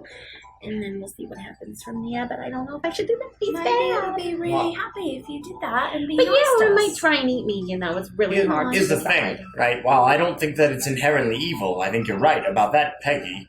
I don't think that we necessarily need to be restoring any kind of strength to this creature that has been wreaking havoc. But you don't know if it has. You don't know if those people ran out here just because the people in town have been saying that it's stealing all the taxes. I want you to think about it this way, That's okay? true. Let's say you don't have much money, right? And some big cat of nine tails comes and roughs up your family and steals everything you've got. And they say that the reason that happened was because a dragonfly took it. And the dragonfly didn't take it, but you think that. So you come out here with your harpoons and everything, and you hurt an innocent creature that hasn't done anything to you. I don't disagree with you at all. I think that you are on the right track. I guess my point is there is no finding out whether it's good or evil, and that it's just a beast. It just eats and does what it needs to, and you don't want to risk your life trying to. Which is kind of my point, right? Like, why would a beast that just eats and does what it needs to? Why would it be stealing taxes? I agree. I still think that this mayor is rotten to the core. I just wish Hamiltoad would send me something. He would know. What were these toads doing out here? Maybe they're the ones that was carrying the taxes and they got attacked by the skull and killed. Maybe the taxes are nearby. We don't have to kill this dragonfly in the first place. Well, we can try to... I certainly don't want to even get close to that thing. Even wounded, it'll still kill all four of us. I would rather try to figure out what happened here and get some evidence and move away from the danger. But that's just my vote. Let's do that. Do you want to repair the wings while we look around? Yeah, I want to try. All right. I'll help you. We don't want you to die. Yeah, I don't want to die either, but sometimes you gotta take a chance. And you gotta trust fate. Hazel will help you with the dragonfly, and Booker and I will take a look It's around. sticky. Maybe it will stick the wings back together. Or it will cause a horrible infection that will make it worse and its wing will fall off. Well, maybe. Why don't you eat the honey while I do all of the hard work? That's a really good idea. I know, that's why I'm the smartest in the room. All right, Grumley, Let's let's try to find some of this missing taxes.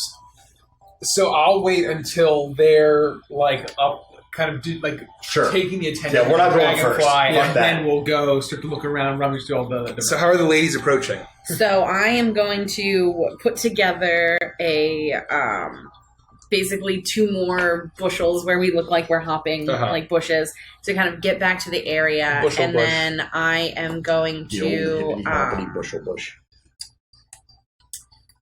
really, you know what?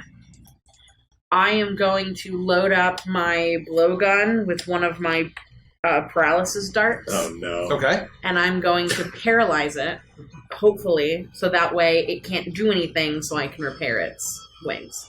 Okay. So Because I can't think of a way that I would be able to approach it without it freaking out and trying to just kill us, and I need it to be perfectly still to try and repair him. okay. So, So I'm going to do that. then whoever wants to do an attempt roguish feats, I'll just have that for both of you. So one of the things that I've been working on, I've been talking about my bamboo shoots. I've been basically making one of those pipes, like the piper's pipes where you go... yeah. And each Oh, one yeah, of them pipes. has a dart on it. flute. Oh yeah. Yeah, pan flute. So each one of them is loaded with a dart. Whoa. I'm going to put 4 darts because it's significantly bigger than a skinkerton. Okay. I'm going to put 4 of my feather darts. So I've been sharpening my feathers that I've Okay. been collecting Yeah. and filling the shaft with some of the poison. So Okay. that way it can pierce it and fill it. So I'm going to put 4 in there, and when we close it up, I'm going to go and shoot it with 4 of them, Okay. which should be enough, I'm hoping, to bring down a beast that size but not kill it. Okay. So as you Just never wake up. Yeah, but Choices.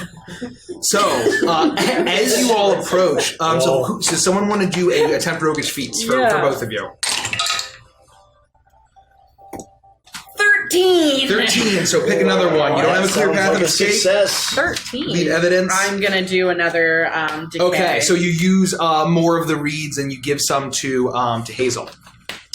As you approach, and as you make your way through this chipmunk and this frog covered in reeds and leaves, as you see now, Hazel, you see the sight that Peggy had seen. As you look up ahead, you see a number of slain toads with their harpoons and large crossbows. As you see this ichor pouring into the river now, of blood that is spilling out. As you approach... Spilling out of the dead toads or out of the dragonfly? Out of the dragonfly. You see the blood of the toads. You see that the dragonfly, as you now make your way around to get a good shot where the wing isn't flapping, kind of directly beneath the large head of this creature, seems like there could be a good vantage point, especially getting it closer to the heart or the brain. And you see now that there's a huge wound of this large harpoon that sunk pretty deep. And make an attack roll. How does that work again? We'll do target, or you can trust fate. It depends on the type of yeah. So you can either just try to trust fate to see you through because it is a tinkered thing, or if you've made it and you spent time in your workshop. Well, a ranged attack is what? Target? Target, yeah. So you roll with finesse. I will roll with finesse. There's target someone. Yeah. When you try to target a vulnerable foe at range. 11. 11. Okay. That's fucking good. Okay. So with the 11, 12 is max. Yeah. You see Peggy go as all 4 darts pierce in to this creature, and they crack the chitinous shell of the dragonfly, and let's have this. And the buzzing starts to get crazy, and you're not sure if the darts actually pierced all the way through for this toxin. And you just see as it shifts, as its massive legs heave itself up and shift around, and its wings are buzzing, not finding purchase from how much they were shredded. And it turns to you, but as it turns to you, it starts to slow down and lock up. And it should still be conscious. It's just paralyzed. It is. So I'm going to run over to it, and I know that you can't understand anything that I'm saying. and I talk in like a really soft voice. And I know that you're probably horrified. And I'm going to like slowly pet the side of its face. Okay. I'm going to make you feel better. And I'm going to take those things out. And then hopefully you'll be all right. And I'm going to kind of like try and just be as kind to it as possible. And then I'm going to go over and I'm going to start breaking and pulling out all of the harpoons. Okay. And I'm going to show Hazel how to do that. And I'm going to have her on harpoon removal duty. Well, I then take leaves, a bunch of leaves that I can find around, basically my entire stock of fabric scraps and my entire stock of spider silk. I made a big ball of spider silk, and I'm going to use those to make it, to kind of patch up its wings. Okay. And, yeah. So I will say to see what, as you're doing this, make a persuade an NPC check. Oh, God. So buy spider silk. Top left. No. And that uses charm. Yeah, so a 2. Oh, jeez. A 2? Okay. I think. And no, it's a 2. Yeah, it's a -1. Wow. Dear Lord. Okay. So you approach as What this... happens with our twist of fate? Don't we have 1? You get a +1. +1. So even if we all assist and you get a +1, that puts you at a 6, which is not bad. So as you approach, you see its eyes are wide with fear as it starts to shake a little bit. But you use all of your spider silk and you begin to start patching it up. It's unable to resist, but its eyes are still wide with this animalistic insectoid fear and pain very clearly. Hazel, what are you doing? I'm going to still, in my full bush garb, come up and just grab it by the head. You're going to be okay. And then I'm going to pull some harpoons out like she showed me, and then I'm going to take some of the alcohol that I had and try to clean off its wounds. Okay. And just try to push up, put pressure on it, make it stop bleeding if I can. Okay. So I'll pull off. I'll give her some of my fabric cloth and the spider silk. So essentially packing the wounds and then wrapping the spider silk around it to keep it in, kind of like a Band-Aid. Okay. So you do that, fellas. What are you doing? So we were basically waiting to see if the ladies were going to be all right before we took off, because we didn't want to leave them for dead. Yeah, so you creep up behind them, and you see Peggy shoot off the darts, and the dragonfly gets paralyzed. And with all 4 darts, and you start to see both of them approach.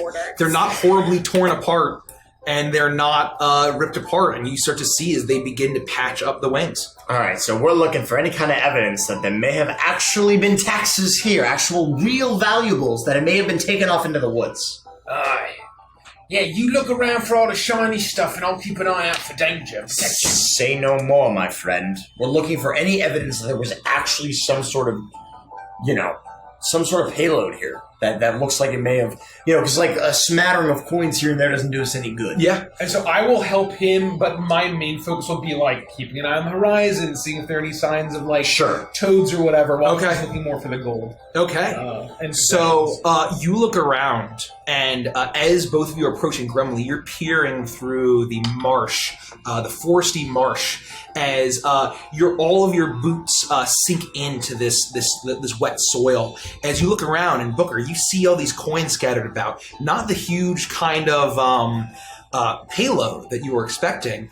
As you begin to approach, and you see now that there are a number of every single one of these individuals is a toad, and it seems as if their pockets are ripped. Their coins were just scattered across from this. But due to this, you actually see that there's a total of 3 dead toads that have been totally slaughtered, cast aside far from the dragonfly where the ladies are working.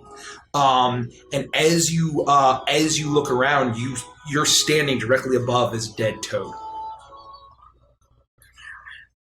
Grumley, I'm concerned that this is still not what we're looking for. I don't think that this is the missing taxes. Why don't you take a look, see if he's got any kind of writing on him or like orders from the mayor?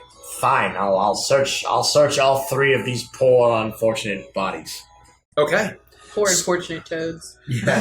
Yes. You begin to pat them down and reach in, and you find that each of them has a pretty sizable satchel of gold. The one that didn't get completely torn up, and the other 2 have they're remaining. The 2 coins purses seems to be a bit more gold than you would expect for someone to just kind of carry around. And you see that it's this velvet sack, this purple velvet, and you see a familiar seal on each of them. It is the symbol of Mayor Boghop that he used to stamp the seal of the letter that you saw. And as you rifle around, you see that one of them, the one that had this had this huge crossbow device with a number of these massive bolts in a basket on his back, now splintered across the ground. You find in his pocket a rolled up, crumpled piece of parchment, and it's broken. And it's the seal is broken, and it's that same seal of Mayor Boghop. And as you pull it out, you see that there's a very quick note written, and it said, "The beast is up north. Take it out, and the victory and glory will ease the pain of the taxes. And if some pesky foreigners show up, take care of them too. I need to make sure that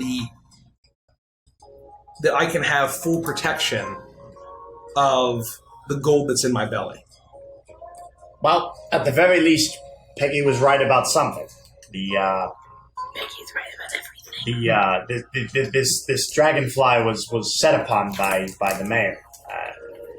It says it right here. It looks like these were some sort of mercenaries or something paid to do the mayor's dirty work in killing this creature. It was definitely a distraction. It sounds like they were paid to take care of us in case we came out here. I knew. Oh. Bromley, I tried to tell you the taxes weren't out here. I tried to tell you that. I don't like being right in this situation. I want to see if I can smell any alive toads. Alive toads. Alive toads. I would say wrong with you? Cockles and muscles. you sniff around and you actually find tracks. You find tracks that are coming towards this marsh, but you only find 3 sets, and you have 3 bodies in front of you. But you see where they came from going into the forest to a path. I'm going to keep the scroll on my person Okay. and make sure that it's safe.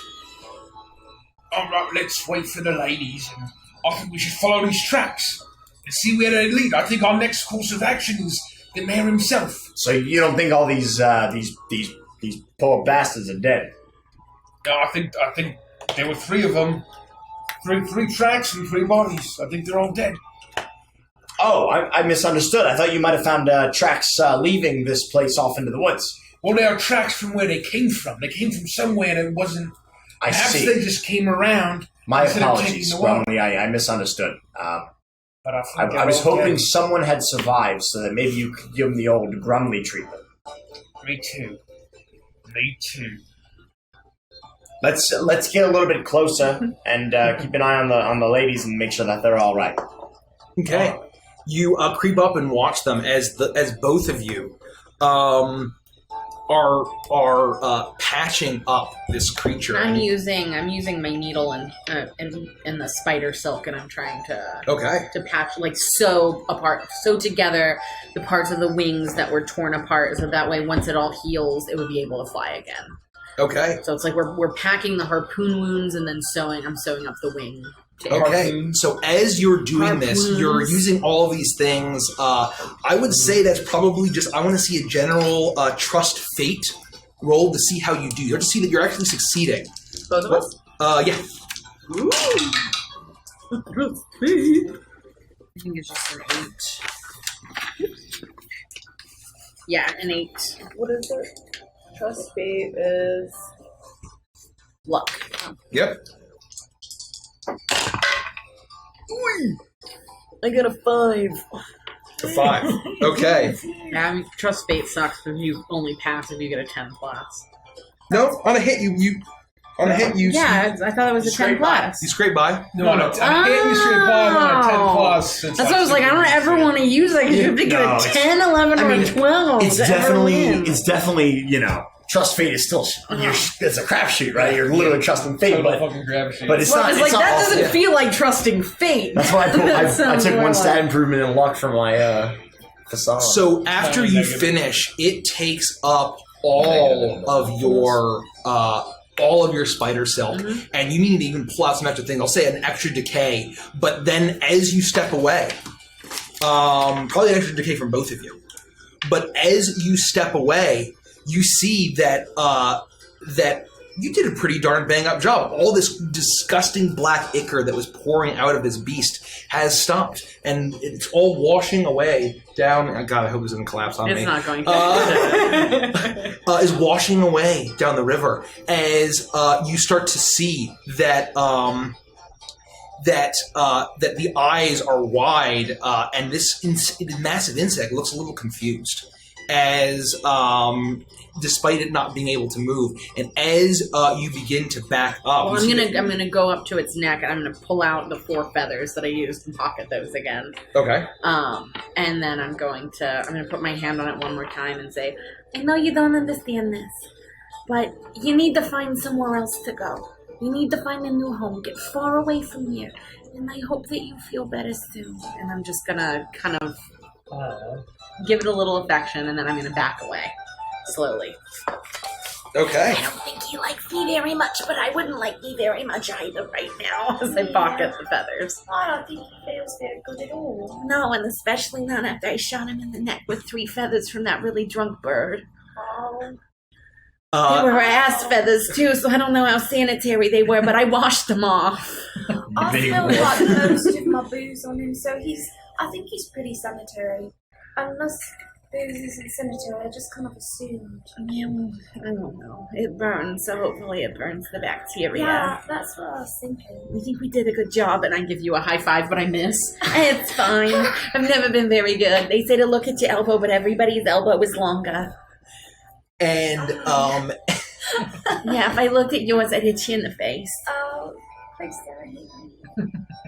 you all back away as you start to see that the movement starts to return. As the paralyzing venom starts to wear off. And it was relatively not a very long time. You imagine that Phil was probably wiped out for much longer than this, as the massive creature, the venom runs its course, and you just see that the leg moves, and as it turns towards you, all 6 legs crabs towards you. Its eyes are wide, and the wings are, it looks kind of just tilts its head very slightly as it looks at either side of its wings, as it gives each of them a little buzz, and it starts to lift off as the gust hits all of you. And you see as it turns and surveys all of you. And it starts walking towards you and then stops. And then after what seems like an hour of looking at you, it turns and starts buzzing. The sheer gust almost knocks you off your feet as it takes off into the air and flies very low through the willow. And you see on the other side of the river is a massive beetle. A little bit smaller than the spider that you had killed. This blue shell that is a chunk torn out of it. Similar shape to the mandibles that you had seen. And it flies over, picks up the remainder of this giant beetle, and flies off north. I can't believe it worked. Wow, that was quite the accomplishment, ladies. Nice job. Thanks. I've got bad news, though. Well, I guess the good news Grumley's dead. No, Grumley is... Well, that's neither here nor there. The good news is that you were right. The bad news is that you were right, and we were set up. Yeah, no, I'm not surprised by that at all. So you guys didn't find anything? No. We found mercenaries hired by the mayor, and they were the ones that were slaughtered trying to kill this creature to bring up morale in the town. They were going to blame the tax losses on this creature. Obviously, that's why he changed his story today. Because if the dragonfly were dead and the tax theft continued, then it obviously wasn't the dragonfly. But if now all of a sudden the Eerie is taking the tax money, it wasn't the dragonfly, but don't worry, we got him anyway. It's actually the Eerie. It's much easier to control. It's a really bad guy. Either way, I think we follow these tracks and we see where they came from. I'm guessing they just came from the clearing, but we can maybe get our way back to the clearing by following these tracks. I think there's one last important thing to notice, and I'll roll out the scroll and say, it says right here, it says specifically he's keeping the gold in his belly. And I don't necessarily mean feel like that means in a literal sense, but I think that it may be some kind of, it could be. He's a large individual, but there may be a hint here to where he's actually keeping the taxes. All of the people of this clearing wouldn't have just given them gold, correct? We saw them taking items and things, and it... So it's like if they didn't have the gold, they might pay in possessions, in parts. There's a hint here. In food, and in cobblers, in... What did I tell you about saying the word cobbler? Sandwiches. You can't say the word cobbler around Hazel. Sandwiches and cobbler? What are you trying to do to me? We've been out here all day, and I was referencing more inedible individual, and I think that the belly's a metaphor for something. Perhaps it's like a basement. Oh, it's like a belly. Like a different belly. Right, like a metaphor for one. So, like a big belly. Like his big belly. Like at the fountain. I was at his fountain when the dragonfly flew over. And I was just sitting there minding my own business. I didn't do anything wrong. But he's like a big fat toad, and his statue's an even bigger, fatter toad than he is. What if in his belly. So you're thinking they're just stashing the riches right in the statue, right in the center of town, where anyone could find them? Or it's in his belly, but I got a good nose for things, and I didn't smell any gold on him when we met. Well, let's do what Brumley said. We make it back to town and we see what's going on. All right, well, let's go. Let's not waste any more time. So, with that, if you're going to collect the gold, we'll that collect the is gold, around, I'll yeah. say you could probably each get an extra fill a decay from what's around, and Right. or remove a decay. Remove a decay. Remove a decay. Pardon me. And I still have a big dragon. you follow the tracks, and you see that they just go off to a path into the woods. I say we follow them and we see where they came from. Maybe they have some kind of hideout or something. We just don't want to get lost. We know the woods are a dangerous place right now, all right? All right. We'll follow the track. Okay, you follow the tracks, and it's going to lead you through the forest and in the direction of Wartwallow.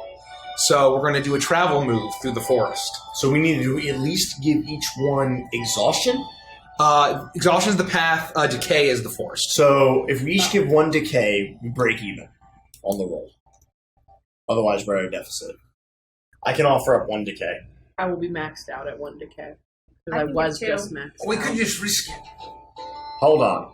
2, 4, 6. I'll max out my decay. No, I don't think you need to. I mean, if you want to, I'm going to stop you, but 2, I'll 4, do- 6 puts us at what, plus 2? Plus 2? Yeah. So we don't even need, if you need, save your decay. Save it. I'll give 2.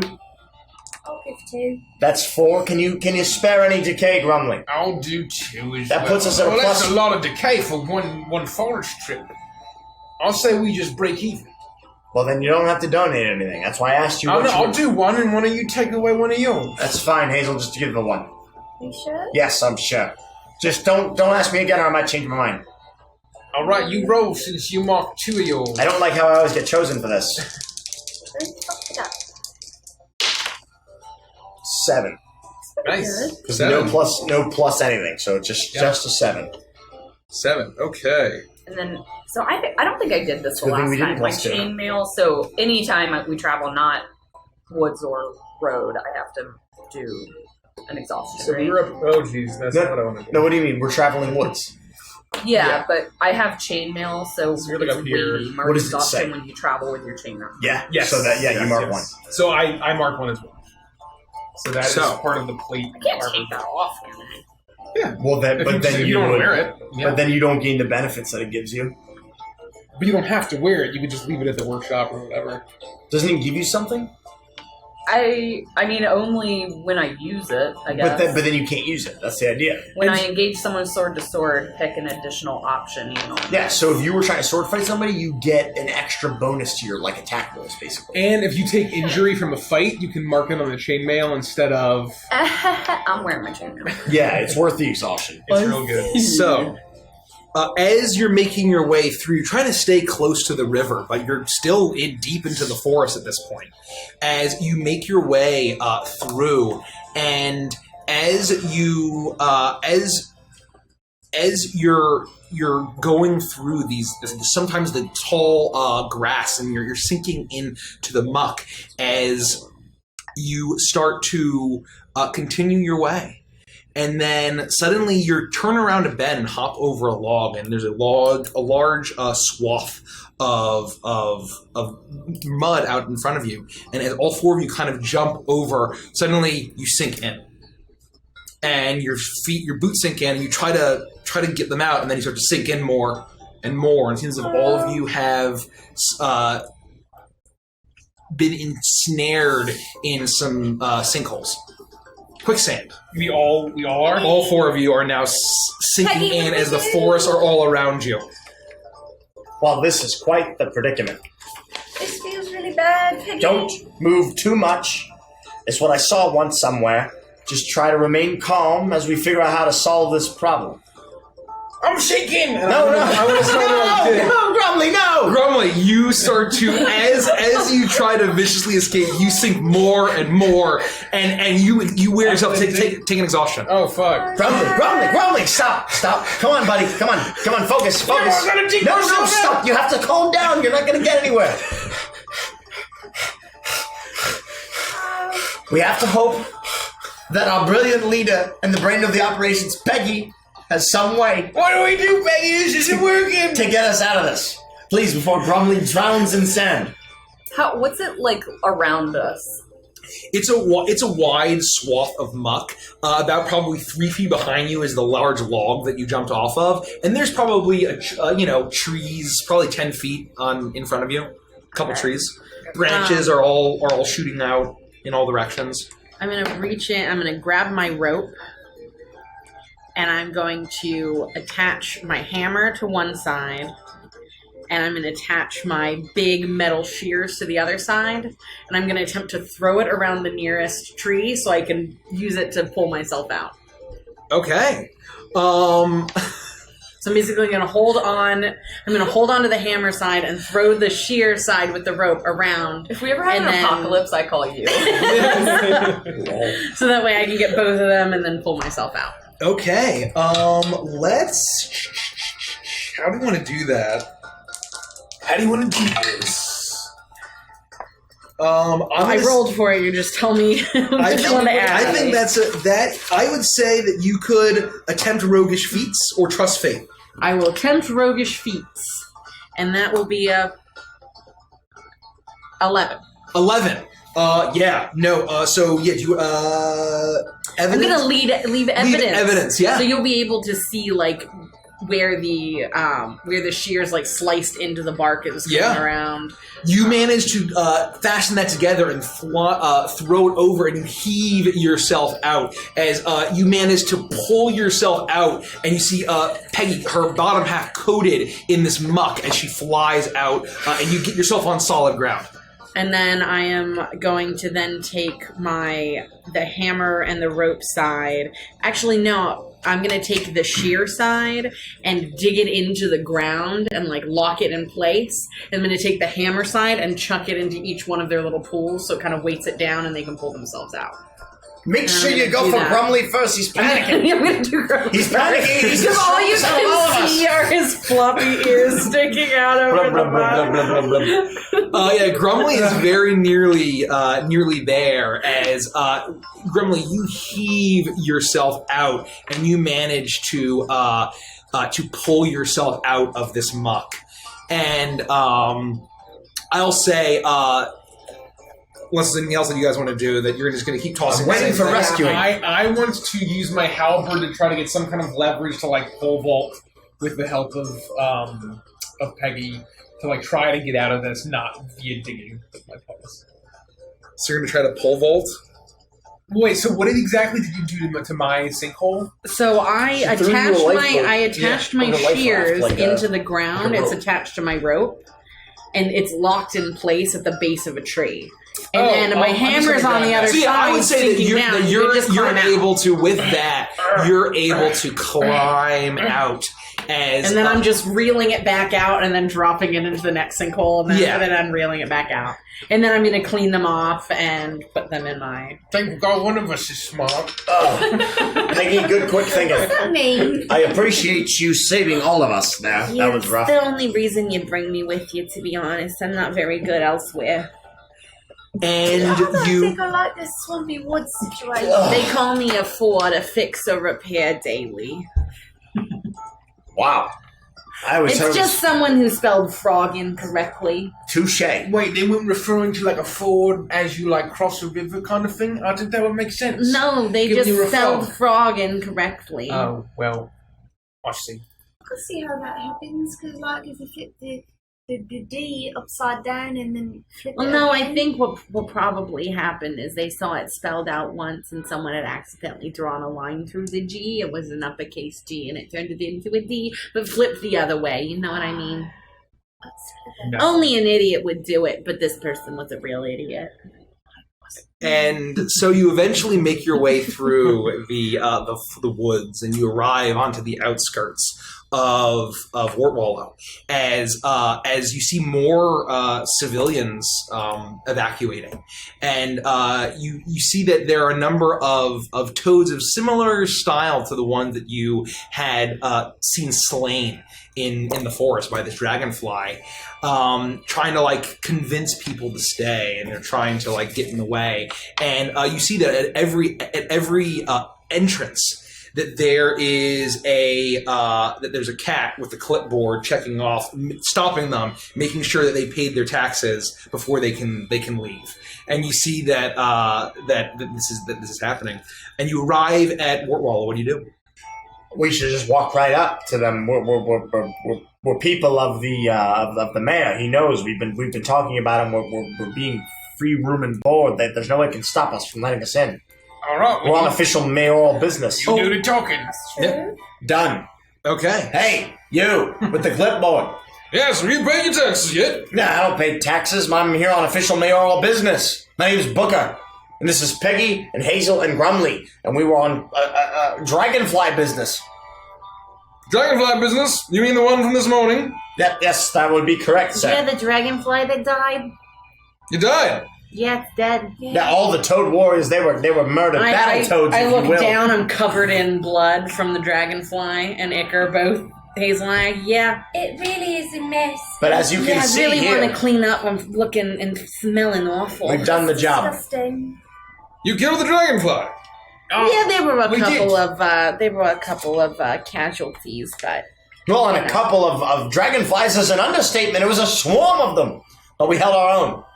And we got the big one. Yeah. Make a fool trick an NPC. I roll with cunning. That'll be a 10. A 10. On the nose. Okay. That's good. So he Says, well done. I assume the mayor wants to speak to you. Yes, of course. Lead us there once. Yeah, come through. Come through. Thank you. Vagabonds don't pay taxes. Unbelievable. As you are now in the center of the town, as you see, as you look around, and there seems to be formations of soldiers kind of being formed at the edge of this lake, as you start to see where there's a number of these large wooden boats that are being brought up to on all of these docks. Many of the fishing vessels have been pushed away or being converted, as it seems like that they're preparing for combat. What are you guys doing? Well, this does not look like a situation we want to get ourselves roped up Why in. don't we go and take a look at that magnificent statue? Maybe give it a tap, see what it sounds like on the inside. Hazel, you don't think you can lead us there? I mean, it's really big. I don't even think you need me to, but I'm afraid that we'll get in trouble. If that's where the gold is, maybe we shouldn't go there, Dad. So this is what we'll do, okay? We just got back from finishing our mission. We're really proud. The mayor's our best friends. So I'll have the three of you stand next to it as if I'm drawing a portrait of you, okay? And I'll be out there with my little notebook, and I'll be pretending to draw you guys, and you'll be on it looking happy. And in the meantime, you'll be like tapping on it and also listening That's a good secretively. idea. And I'll pretend to be drawing on you. I We'll also make it a wouldn't big mind thing. maybe just a little back in it if they probably wouldn't like that, but I don't care. Well, unfortunately, Booker sold all of his soap already. So. And we're also on official mayoral business, so as far as I'm concerned, we're going to push that envelope as far as it'll possibly go. So I can bathe in this big gaudy fountain? Yeah, absolutely. And if anybody questions otherwise, we'll say we're here on mayoral business, and I'll slap them. Hey, what will we do without you? Besides, like, murder lots of guys. Yeah, I don't know. No, it's just Probably you that wants to do the murdering. I didn't murder I'm anybody. pretty sure you're the one that murdered, though. I haven't murdered anyone. Well, you shot them in the throat and killed them. I guess not like murder. Well, it took several shots, and that was after I got hit in the clavicle. I'm not saying you shouldn't have killed those guys, but I'm just saying. I don't think it's really murder at that point. I agree. It's not really murder per se. It was. But you know what What is really it? matters is whether it was premeditated. It certainly wasn't. I was following Grumley up a staircase after he was crashing and bashing through the whole joint, and the next thing I know, I have an arrow in my I shoulder. don't think Booker meditates at all. He's pretty high strung. Thank you. So are we gonna go, do that thing where we pretend to be Let's drawing go, portraits let's go, of each come on. other? I'll watch God. I think that's a lovely plan. Well, no, you have to also be in the picture. Yeah. Oh. And you can watch God. You The can watch three of God. you are gonna be in the picture, and I'm gonna pretend to be. I'm actually gonna be drawing it. It's not my best just work, draw though, me so watching don't judge God. it. Correct. And you're still going to watch God while we do our thing. Yeah. So everyone get in position, and we Yeah. will do what we can. Do you want the top or the bottom? What? The top or the bottom? To do what? You know. To The tap top or the on the bottom? belly of the thing. You get on my shoulders, and I'll stay on the bottom and It's boost like you I'm up. speaking a different language. Sometimes I just don't know what you're talking about. Man, come on, let's make haste here. So, as you make your way through, what is your plan? So we're gonna go to the town square where the statue is, and we're gonna pretend like we're super happy and like really proud of what we've just finished. And to commemorate this day, the day the dragonfly fell, they're going to get in front of the statue like tourists, and I'm going to draw them to commemorate the moment, but they're secretively going to be tapping on it to see if there's like a cavern on the inside of it. Like There's inspecting stuff it. I'm kind of picturing this like Grumly standing there with this thing going, and then I'm on your shoulders, Yes. or I'm on his shoulders, and we're trying to stand up, but we're swaying, and I'm kind of knocking as we sway and patting things around. but we're all laughing like You know how tourists be.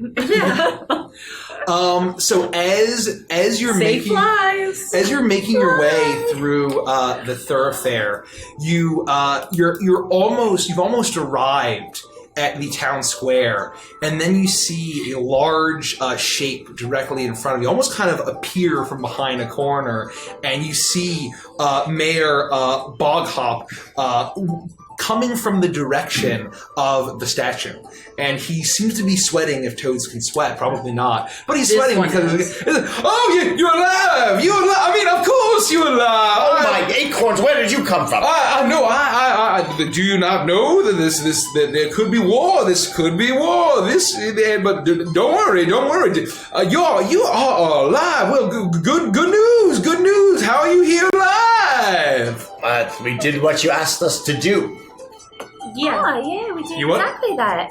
Yeah, we went over and we killed that dragonfly. We took care of him. Yeah. Yeah, you got a couple of your men beforehand completely dead. Yeah, Oh, those it's battle terrible. toads. They're covered in there were zits 3 and guys pimples and completely rashes. dead. They're all But dead. But other they're than also that, dead. Yeah, we... I think it was that bad, but No, they were covered in horrible boils. You didn't see them up close. I mean, that's the nature of Battletoads. Unfortunately, the battle was really difficult, and we were unable to bring their bodies home with us. So Yeah. they're just gonna it's rest too in many peace. And pieces, really. Yeah. they were sliced to Didn't have a shreds. bag. You wouldn't happen to have any more Battletoads, would you? Yeah. Well, no, I got a few battletoads. They're quickly evacuating the town square because there could be battle coming to these shores. And I thought this morning you said it was all going to be all right. oh, I mean, it's going to be. Keep your voices down. Keep your voices down. It's gonna be fine.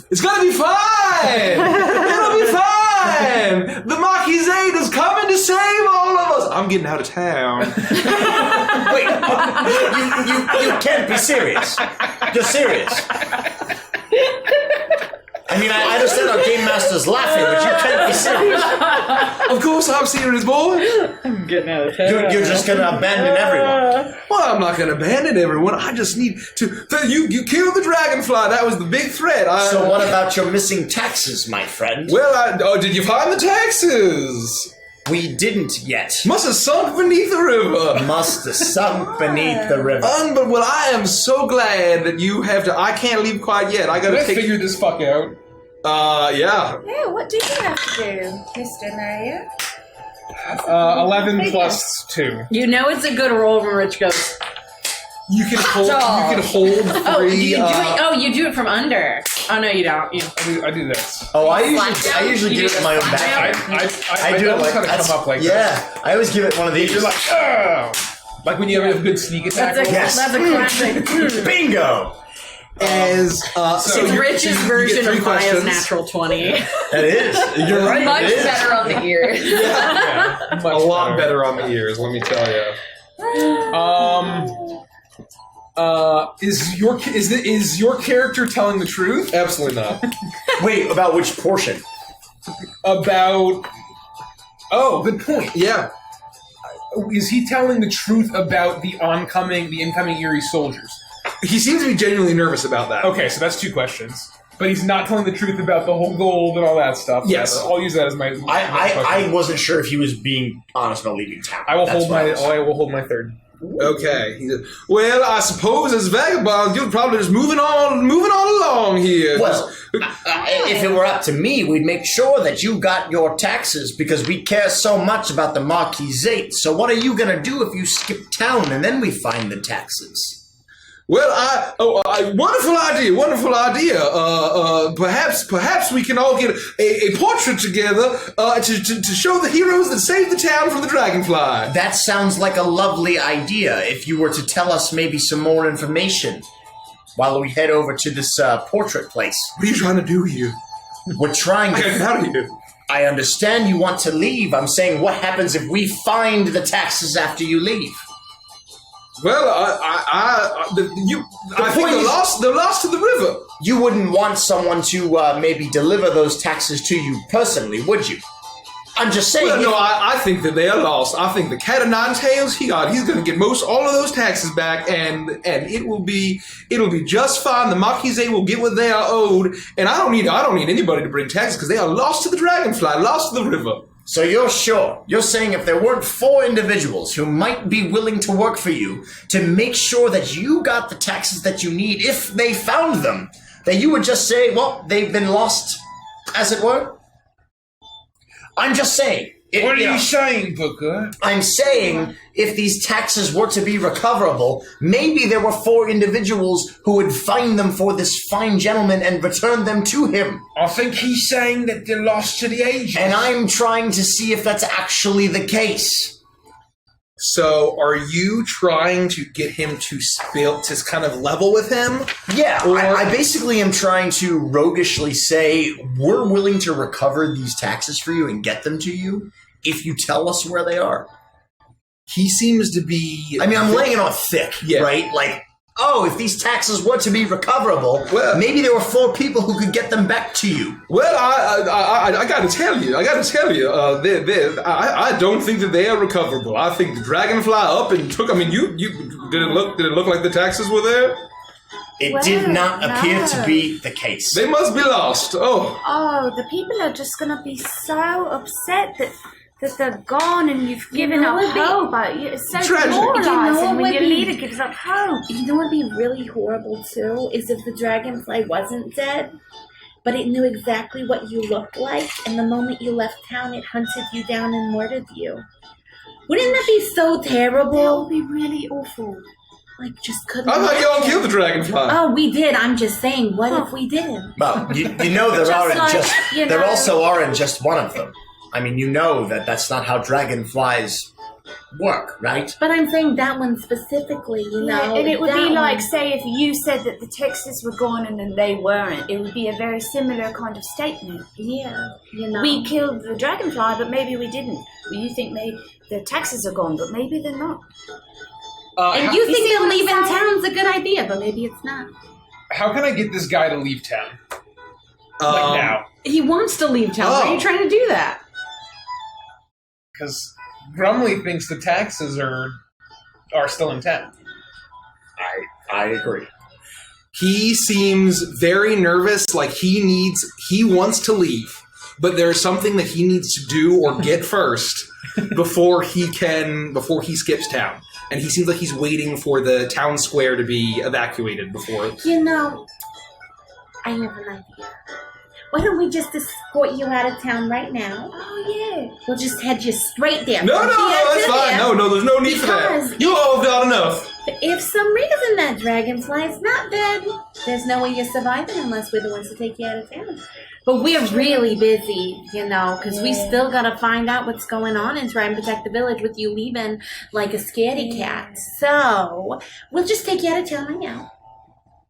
But I don't. Oh my God! What is that behind you? Ah! Oh, sorry, I thought it was a dragonfly. It looked like. I'm more concerned about the. Oh my God! The Erie. The Erie. You mean the owl behind you? Make a trick an NPC. What is the favorite dragon NPC? 7 or 9. Yeah, No, rolling with what's cunning. Cunning. Yeah. 11. 11. You succeed. They take the bait and do what you want. He turns around. He's looking. Oh my! Did you see him dart? He's No. darted behind you. They're already here. The Erie's already here. No, I mean I'm nervous now. You are making me nervous. Aren't you vagabonds supposed to be helping me out? Well, And we're trying move around. we're trying to get you out of town right now. At the very least, it sounds like we already upheld our end of the deal, and You what know? we're doing here is extra nice. Yeah, if you're concerned with the Erie, it seems like they're already. What I would suggest, Mayor, is that if you would like to leave town with your life, you should probably leave right now. Do you understand? Look, I'm just gonna level with you. We know where you put it, and you're not getting it, so you might want to go. Excuse me. The tax I money. didn't put the tax You're not nowhere. getting it out of your statue. Now go. I didn't. This is not. So Well, if we you'd like to join us over here? if we go and we break it open and show all that money spilling out of your statue, everyone's gonna know. Do you think you're gonna make it out of town with your life when all of the townsfolk realize you've been lying to them and you've been stealing their coin? But why are they going to believe vagabonds? Because if It's we gonna break it literally open and it's spill spilling out of out of you, My boy Grumley here likes wrecking things. Show him the letter. I'll take it out and unravel it in my hands and kind of show it to him. We wouldn't happen to be the foreigners you were referencing in this piece of parchment, were you? and the dragonfly, the one that you clearly mentioned, is a ruse. Well, foreigners could also mean Erie. And the dragonfly that you clearly mentioned was a ruse. They were going to kill it. My man, whoever would like to make an intimidation or a persuade an Oh, NPC. bullshit. This is you. That's you. Oh, it's persuade? It's Okay. persuade. Persuade. It's I thought intimidate or convince. I got none of the goods on that. Boy. So 6 plus 2 is 8. 8. I will mark an 6. exhaustion. So that's going to make it a 10. Actually, I can do that for an exhaustion, but I can give you a +2 for one exhaustion. Oh, fuck. Well, then there because you go. we are friends. Save your things. She gives you a +2, makes it a 10. To persuade an NPC. Now, okay. You drive a hard bargain, vagabond friends. So how about this? We split it fair and square, and we all skip town. We're not going to split it. We're going to give it over to the Marquisate. They own their taxes. And if we don't give it to them, that cat of nine tails and all the other goons are going to beat it out of them. We're giving these taxes to the Marquisate. Well, as long you drive a hard bargain, so y'all know where it is. So I am going to come up with an idea of where I found these. Where did you find the tax? Was with the dragonfly. Before we The vagabonds found the tax with the dragonfly. Before we go a second step, you also have to have the cat of nine tails return everything they took from the townsfolk. Because the taxes have been returned safely. That's true. And just because you've been kind of a nasty guy, I think you ought to give them something of yours. Like what? I don't know. Pick something and I'll see if it's good enough. Maybe that little cane with the gold topper on it. My cane? Yes, your cane. You don't even have a lip, do you? No, I just do it to look fancy. Well, that's just preposterous, so you give it up. Everything will be fine. Return to your homes. Let's go. And he starts walking you through the town as people start to pass by. And you see that the cat soldiers are starting to kind of be prepared down along by the lake bed. And in this town square, it seems to be totally evacuated.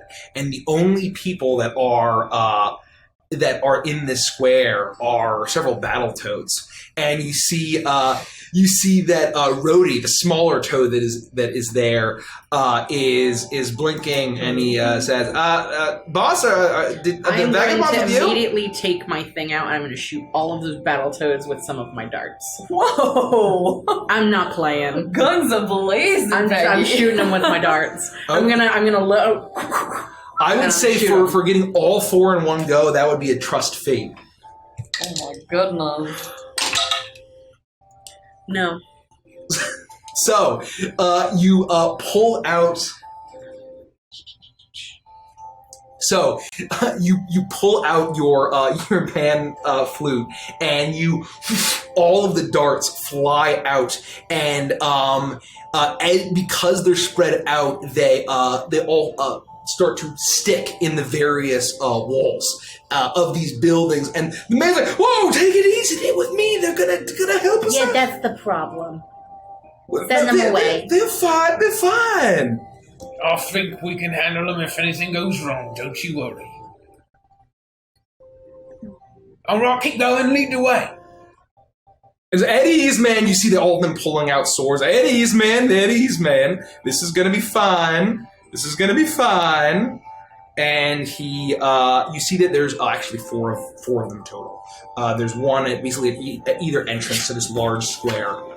As you all make your way to the statue, and he says, "So what do we suggest we do now?" I said, what we suggest we do is we get the cat of nine tails to return all of the ill-gotten gains to the people of this town, because we found the tax money that's going to the Marquisate, even though I don't necessarily like that either. The important thing here is that the people of this town are not robbed further.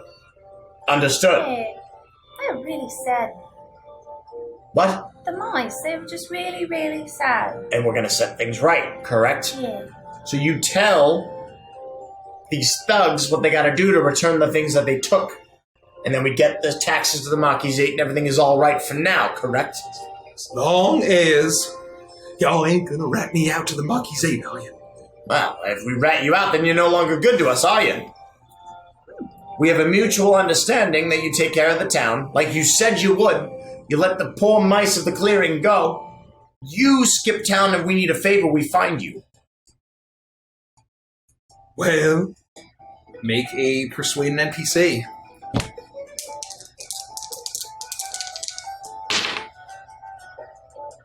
Nine.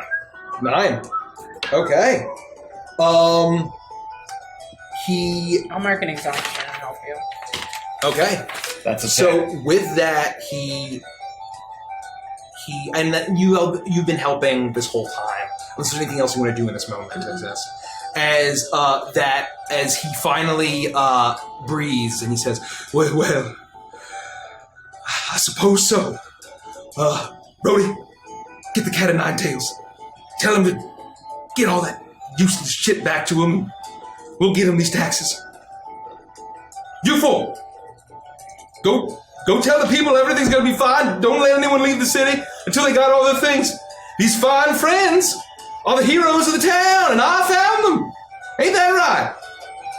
Now, there is one last thing we have to discuss, and that is the actual Erie. Are they actually descending upon the town? Well, I guess so, but that ain't my problem.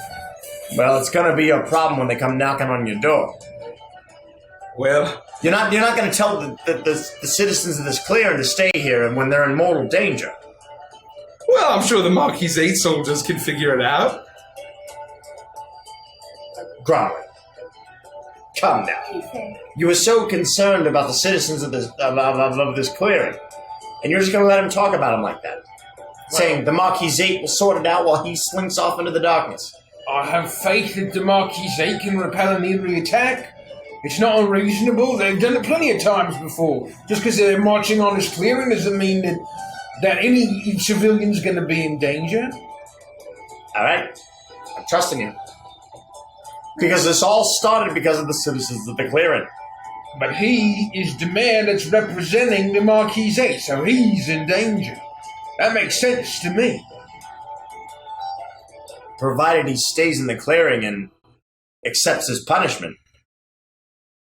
Well, I ain't letting no birds get their talons on me. As long as the people get their possessions back and the taxes are paid, I don't care what you do. And you see him walk over. Well, y'all get your taxes back from the dragonfly. And he reaches up, and you see that he gets up on the side of the fountain, and he knocks his fist along the statue, and you hear it hit stone and gold. And then you hear something, an echo of a knock, as he reaches up and pulls aside as the large belly swings open. You see that there's a treasure trove of gold coins. Gold coins and gems and paper notes. As he says, well, here it is. I've upheld my end of the bargain. What's his end of the bargain again? Return the taxes, make sure that the people are compensated appropriately and not overtaxed, I suppose. Which I don't necessarily think is a great deal, but it's better than nothing. Well, at least it's fair the Marquis gets their due. And don't do this again. We'll know. Now get out of here. No, aren't you my heroes? Well, we'll be your heroes, but I'm saying when you leave town to lay low with this eerie thing, I'm just saying you might want to think about what you've done.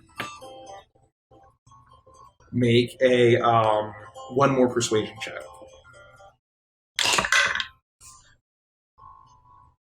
8.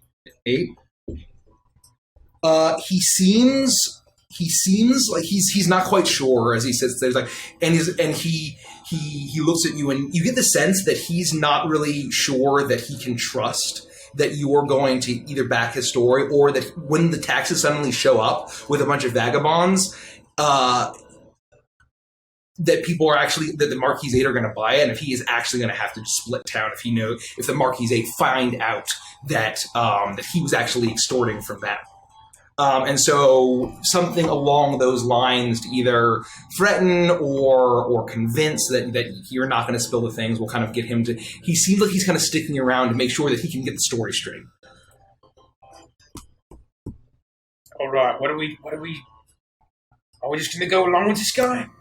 I mean, I don't necessarily like him skipping town, but you've made your position very clear. I mean, I'm open to ideas. I don't think it's a problem if he leaves town. I don't think he's the best thing for this town. He's going to steal from the people in it. They need a new mayor. I just hope that there's somebody who can guide these individuals in a time of need, especially if the Erie is on their way. Has he implied that he'll just come back as mayor and he's just getting out while there's danger? Or like that's what seems to be his situation. He's worried that he doesn't, part of that role will tell you. I think part of the thing that he's nervous about is that if the Marquisate find out that he was taking the taxes and not sending it to them, then he's actually going to have to flee town forever. Maybe that wouldn't be the worst thing. No, I agree. I don't want to leave these people without some sort of leader. Look, we risked life and limb for what? The denizens of this clearing, and then we're just going to reinstate some garbage leader after this repelled Erie invasion? Somebody. It's a pretty big pond. Pretty big town. I agree. Somebody's got to be better. Look, this isn't my wheelhouse, all right? I've already been dragged through the muck more times than I want to be. How many times is that? More than one. One was more than I wanted. 0 times would have been preferable. Oh, it sounded like you wanted to be dragged through the muck a little bit. No. Or now at least look, once. here's the way I feel about it. We've got something on you. We've got dirt on you. Yes. Agreed. That's true. So bit. we won't tell anybody as long as you promise to never do this again, and we will find out if you do. This is our home base. We come back every once in a while. So you'll see us again. And I'm just telling you now, you do one wrong thing, I'll get one sniff in me nose. Now you're up to no good. I'll go straight to New Felicia and I'll tell the Marquise herself.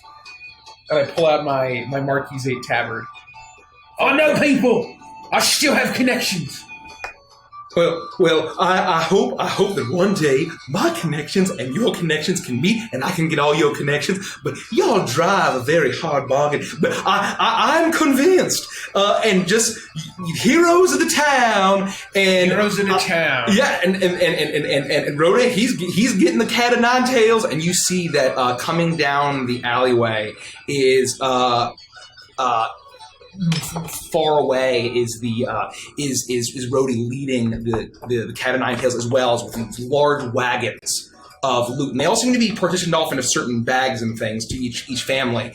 As you see that all of the thugs, all of the battle toads are pulling all of the gold out of the statue, and then before any of the cats get there, they close it back up. And he says, well, congratulations, I'm gonna skip town. Y'all have a good luck and don't get killed by the eerie soldiers. All right, get out of And here. like Grumley said, we'll be checking in, so keep your nose clean. Well, I don't have a nose. Oh, Rhodey, come on, let's go, Mr. O Nine Tails. It's been a pleasure. I'm gonna go official toad business. Toodles, and he and Rhodey shamble off Rhodey the toady. as the cat of nine tails shows up and looks at the pile and says, "So you got this from?" No, that's not Lord Axon. There we go. There we go. I was going to say it doesn't sound Well, cool. no, it was because he's a Russian blue. I should have actually given him a Russian name, so he had a big break. Yeah, and I'm going to keep it like this. You got this from a dragonfly? That's what we said. It's all right here. That is what we said. Well, Texas is Texas. Okay, we'll count this, and if it's everything, we'll give the townsfolk all their nearly worthless possessions back. That's very, very kind of you, and you're doing wonderful work, sir. It should all be here. It should add up. You see the cats walk up and they start to count through as they're doing this, and it seems as if it does all add up. As the gold is all partitioned and starting to count up, and you see that more of the cat soldiers are starting to walk back as the large wagons are pulled aside. You see a number of frogs and toads start bringing several of these mouse villagers and the like as they all walk up and they start getting their possessions back. It's like, okay, here you go. Okay, and it starts to seem as if you're setting this right by they're starting to get their possessions back. And, it's the kindest thing. Just before the Mayor Bogpop left, he decided that he would donate this whole big old statue to help a fund for the townspeople who couldn't pay their taxes. That's right. He said he'd melt it down. Yeah. So you can take that and count it against whatever they have to pay in the future. He looks at his clipboard and he looks it up. Trick an NPC. I'm gonna assist helping. the shit out of this. Fuck yeah. I'm taking my last exhaustion to assist the shit out of this. Let's see if we NPC is need it. what, Let's see if cunning? she needs it. Yeah, cunning. I think we have. I got no cunning. We do. We have one twist. Yeah. Let's see if she gets. I got a 6. So 7, 6, 8. 8, 9. 10. I'll do it. So we're gonna use the We're twist. using the twist We're all and gonna I'll assist. assist it. How will you assist? The power of I mean, friendship. I was yes, I agree. We have it on. We are working on I'm gonna- official mayoral duty. I'm I've said gonna this jump- more than once. I'm gonna jump up on it and pull one of my rags out, and I'm gonna like buff up the gold and be like, But the bottom line is, the mayor said while he's out of town that nobody needs this but the good of the people. Isn't that right, Grumley? Yeah, that's right. And I think that this could pay for maybe several months of taxes. Easy peasy, as they say. Grumley And forgot to remind me. And he gave me, and I'm going to reach in my pocket, he gave me a couple of these shavings so you can see that it's real gold. He looks at all of it, and he looks up at it, and he says, he leans in, he takes the shavings. Oh, this is worth much more than all that. Take it, give it to the moss. I don't care. You lot. And he points at some cats. Is like, Stop chipping away at this thing. As they take chisels and knives as they start shaving off the gold, and you start to see as all of these mice and frogs and toads are coming up to you, and some otters and herons and ducks. They're ducks as they are like, oh, thank you, thank you for slaying the horrible dragonfly. Oh, I thought we were done. As they're all thanking you. They're getting not just their possessions back, but also their portion of the taxes. As the Cat o' Nine Tails and his soldiers begin to strip the statue, and you hear a loud creak as the belly bursts open, now empty, and the gold door falls off, and the stone statue kind of starts to chip, and you see how eroded beneath this gilded veneer it is. Well, to be honest, I was going to say that this didn't really feel like a good win. Until, Hazel, you surprised me. That was absolutely stunning. Oh, thanks. I just didn't like him. He was really not a nice guy. No, I don't like that guy either. He's a jerk. But it And seems... that statue was just really ugly. There didn't need to be 2 Mayapple cups. This is much, much, much better than I thought it was going to turn out. This was good. This was great. And to think we all could have died in the middle of the swamp, Holy, drowning in muck. you're not wrong. That's true.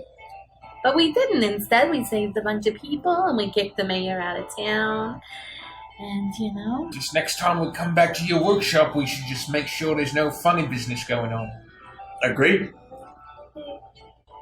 All this being really awesome people's hungry work. Can we grab a snack? I suppose we could. Well, there's nothing saying we can't take a little rest. I think I still owed room and board at the inn. Well, yeah, I mean, he's paying, he's footing the bill for that, for sure. And I'm going to get my fill, that's for damn sure. As that happens, you see the Cat o' Nine Tails with his clipboard all checked off, and all of it's been taken away. All the individuals are returning to collect their things, and he extends a satchel of coins, and he says, Well, y'all are tax collectors now. Here's some payment. and he tosses you a bag of coins, and I would say that's enough for 2 decay for each of you. Woo! Can I add it to my other sack of coins? Yeah. I've just been expanding the sack of coins. Yeah, I'd say that's fine. For like actual payment bags that you get, that's right, fine. right. Okay. Anytime that it's been like remove a decay for this thing, I've done the other. So I'm actually up to 6 decay. Can we do either though? Like, if he gives me that, can I and I have 2 decay? Can I just take away my decay? Yeah. Right. Okay. Cool. Yeah. I didn't know if there was any like advantages. And you see as he turns and everything checks out, and he goes, Well, we finished our job before the Erie got here. Not bad timing, lads. and he turns and you see the large 9-pronged whip as he turns and leaves. And as the townsfolk are collecting all of their things, they you see that although they're very grateful and they're thanking you, there's still the fear as they're like, oh, what's going to happen? Oh, I don't know. I don't think that the Marquisate will lose. Like, I don't know if I can handle living in an Erie clearing. As they're nervous. Maybe not even necessarily about dying in battle, but just having it switch hands. You get the sense that maybe it has switched hands in the not too distant past. As would I understand that, like, if there's a battle in the clearing, it's not like they're slaughtering civilians. No. The soldiers are fighting. They haven't yet. Right. They haven't yet. So, fair point. And you see old man Creeb walk by and says, Well, the fact that it starts with old man is the part that really bothers me. Like, if his name was just Creeb, it would be one thing. I ain't dying to no dragonfly. I ain't dying to no birds neither. I'm getting out of here. As he makes a noise, as he scampers off, as he gets out of town. And as everything is the commotion of the thoroughfare starts to get a little bit more as the town is no longer evacuated. All of the Battletoads are seemingly gone, maybe off with Mayor Boghop, or maybe they're just trying to get out of Dodge as well. As people are coming back, they're no longer being escorted away from the statue. Quite the opposite, as there's a large gathering of people who had come in to collect all their things. You see that there's actually a crowd kind of gathering, and there's unrest. And you see kind of far off, standing on the first layer of that wooden structure that Mayor Boghop had been standing up, kind of as a town crier. You see a toad, a lot more slender, in a very nice like blue jacket with gold buttons and like epaulets, and he's standing in the square as he says, "There ought to be someone that shows the mayor that he is not the right ruler of this clearing," as he is crying and shouting, and you recognize the voice and the appearance of Hamill as he... Why is Hamill Christopher Walken? Oh, wow! As you just see people kind of crowding around him, he's holding up things. It's kind of he's starting to spread anti-Mayor Boghop propaganda, and you are in the clearing, and you start to see. Yeah, that's my best friend. That's Hamill. And the one and only. And then as this happens, Toad. Noted. you start to see that there are across the lake that these barges and ships are starting to get loaded with soldiers, and you're in the middle of the clearing. It's probably approaching sunset at this point. Can we see the map? Yeah, let's do it. Oh god, I don't want to go to something else. Okay, so we're here. So the Erie controls Nookington, right? Yes. Okay. Where's Rye Barrel Falls? That's north. All the way up here. And then we've got Drakesmith. Drakesmith's all the way down here. We have Muckbed. Where are we? So we're kind of in the middle. Okay, the middle one. So we're in Wartwallow. Wartwallow. And then what's the blue one below that? I can't read it. The one below this is Muckbed. Muckbed, okay. Are you going to introduce us to your friend? No, he seems like he's a little busy spreading propaganda. But if you look over to the side, you see the cross-eyed Toda, or the cross-eyed frog over there. That's my sister Fliza. She's totally in love with him. You see her looking up. She's completely cross-eyed as she's holding these large white gloves that are a little too big for her. She's just looking up lovingly at Hamill. So, do you think that we can maybe spend one more night here before we head out? Oh no, things are getting pretty crazy around here. Well, we certainly don't want to get caught in any of this Civil War nonsense. We want to move on. I don't want to be involved in any kind of Erie and Marquisate fighting. That's not for us. We've got places to go, people to see. We've got... Namely to say Rye Barrel Falls is where I'm interested in going. Never been. Maybe we should go in the morning, though, because I am a little peckish. Totally agree. I know that Hazel's incredibly peckish. We get a good night's rest and maybe head to Rye Barrel. Yes, so let's go back to the... Did I write down the name of the inn? That really nice Windy Willow Inn. I'm certainly going to keep milking the old mayor for everything he's worth, especially before he gets back into town and realizes the bill. That's my goal. Let's go have a lovely meal. On the mayor, of course. That's right. Okay, you all are in the inn, and there is there's an old mouse that is behind the bar, and he provides you all the drinks, and he's kind of wiping down the bar, and he says, I don't think the Marquisate are going to be able to handle the forces. Why do you say that? Well, when the soldiers look scared, that's how you know it's going to be a bad battle. I've seen the lights across the lake. I've seen them. Wait, have you ever seen that before? I ain't seen that many birds in the sky, and in a dog's age, he points at you. It's terrible. What is that supposed to mean? Is that an idiom? You better hope. Being like that, he's being really nice. It's a short time. It's just a turn of phrase. Is that because dogs are not long-lived? Oh, that's They've poked their noses into business that's not theirs, then yes. Otherwise, no, it's just the same as the rest of us and totally fine. Well, so all those lights that we saw, those was Erie soldiers amassing. Yeah, yes. That's more than I've ever seen. Ever. Especially at Macbeth. Do we want to get out of Dodge then? I feel terrible just leaving all these people here. Well, again, it's not really our problem, and that's why I suggest we head north and get far away from this as possible, as opposed to dive into the heart of it. But that's just me, and I've also never seen the Rybarrows, and they've got a lot of good things to say about them.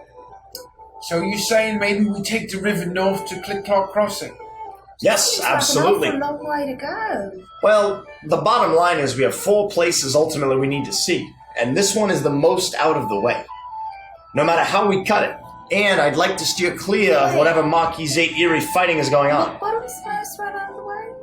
Lybarrow. Oh, but I guess what I was thinking is why, since we're already basically here and all the Erie soldiers are coming here, why don't we crisscross them? Because we don't want to get caught between Marquisate and Erie business, is what I'm saying. I agree. I don't want to be trying to cross the lake while there are Erie soldiers coming up the other way. And while I've never been, from what I understand, the more north we go, the more with Grumley's people we might be. So are you saying that the river companies, the river folk company is going to take them on their barges up the river? That's what I've heard the soldiers whispering. They come in here and got drunk this morning. They think that this clearing's going to be changing hands. And we need to get the hell out of Dodge. Attacking them within the next few days. They must have paid the river folk quite a bit of clams. All right, well, one night we would like to enjoy a meal, please, if you don't mind. You should invite your friend Hamill and Flizer and whoever else. Be sure to charge the mayor double, because we're going to be needing it. It's on his tab. Okay, that's good to know. If you see Hamilton or you see my sister Fliza or Angela Croak, you just let them know that we're in here having dinner and they're welcome to join us. Okay, I'll be here with you. What would you like for dinner? Well, I'm not sure what you have available. We got a variety of. Do you have any shoe fly stew? Of course, I don't have a restaurant. Can I get some shoe fly stew in a bread bowl, please? Shoe fly stew in a bread bowl. Yes, we have great bread for mice. What have you got for dessert? We got pie,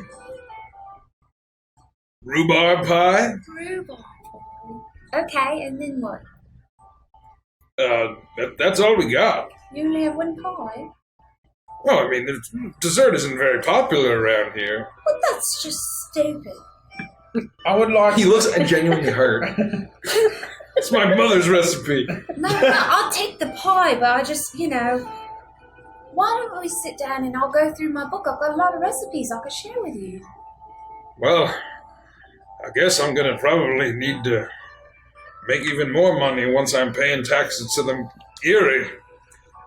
I've eaten a lot of pie, so I can Well, give you a lot of recipes. When the night gets quieter, I don't think I'm gonna get many visitors that are sticking around. But the battle will probably be on the lake. Once the Marquisate lose, they'll just march and fly in and meet the new boss, same as the old boss, that's what I say. Do they charge the same as the Erie? I think the Erie... Pick your poison. All right. I thought you were confident that the Marquisate might win this. I have faith in the strength of the Marquisate. What do you think the chances are here? You seem like it's going to change hands here. I'm already preparing. The shoe fly soup, I'm going to maybe add some worms to it. Because it's going to be birds. Well, then we're getting the hell out of here at the crack of dawn, agreed? Is that all right if we go north? I think that's the safest course of action. Agreed. I don't think we want to head into the heart of the fighting. According to the map that we've got, we could always do some sort of a loop around and see what we got to do, but there's no real, where we're currently at, there's no real easy place to where we're trying to go. I think Rybow is the best place. But that's just me. I can't get caught here if the Erie's taken over. No, none of us want to get caught here. Trust me. The Erie definitely don't. Well, nothing to get into right now. The point is we want to avoid the fighting at all costs. Agreed. All right. I order meat. Same. Some kind. You enjoy Trash panda meat. You enjoy trash panda meat. Well, no, we're not eating trash pandas. Ew. You're eating regular pandas. It's the regular giant panda steak. That's enough for 12 of us. The shoe fly soup is delightful in a bread bowl. A Hamel and Flies Up meat. No one can get a hold of Angelicroak. Damn. No one can get a hold of Angelicroak. And they're both. She's probably on vacation with her husband. It's fine. They're both optimistic. I mean, they don't like the Eerie very much. And Hamel Toad, Hamel is. Why would you say his full name? That's just weird. Who says that? Hamel is. Like Anne Peggy every time. It's almost like he'd never be satisfied.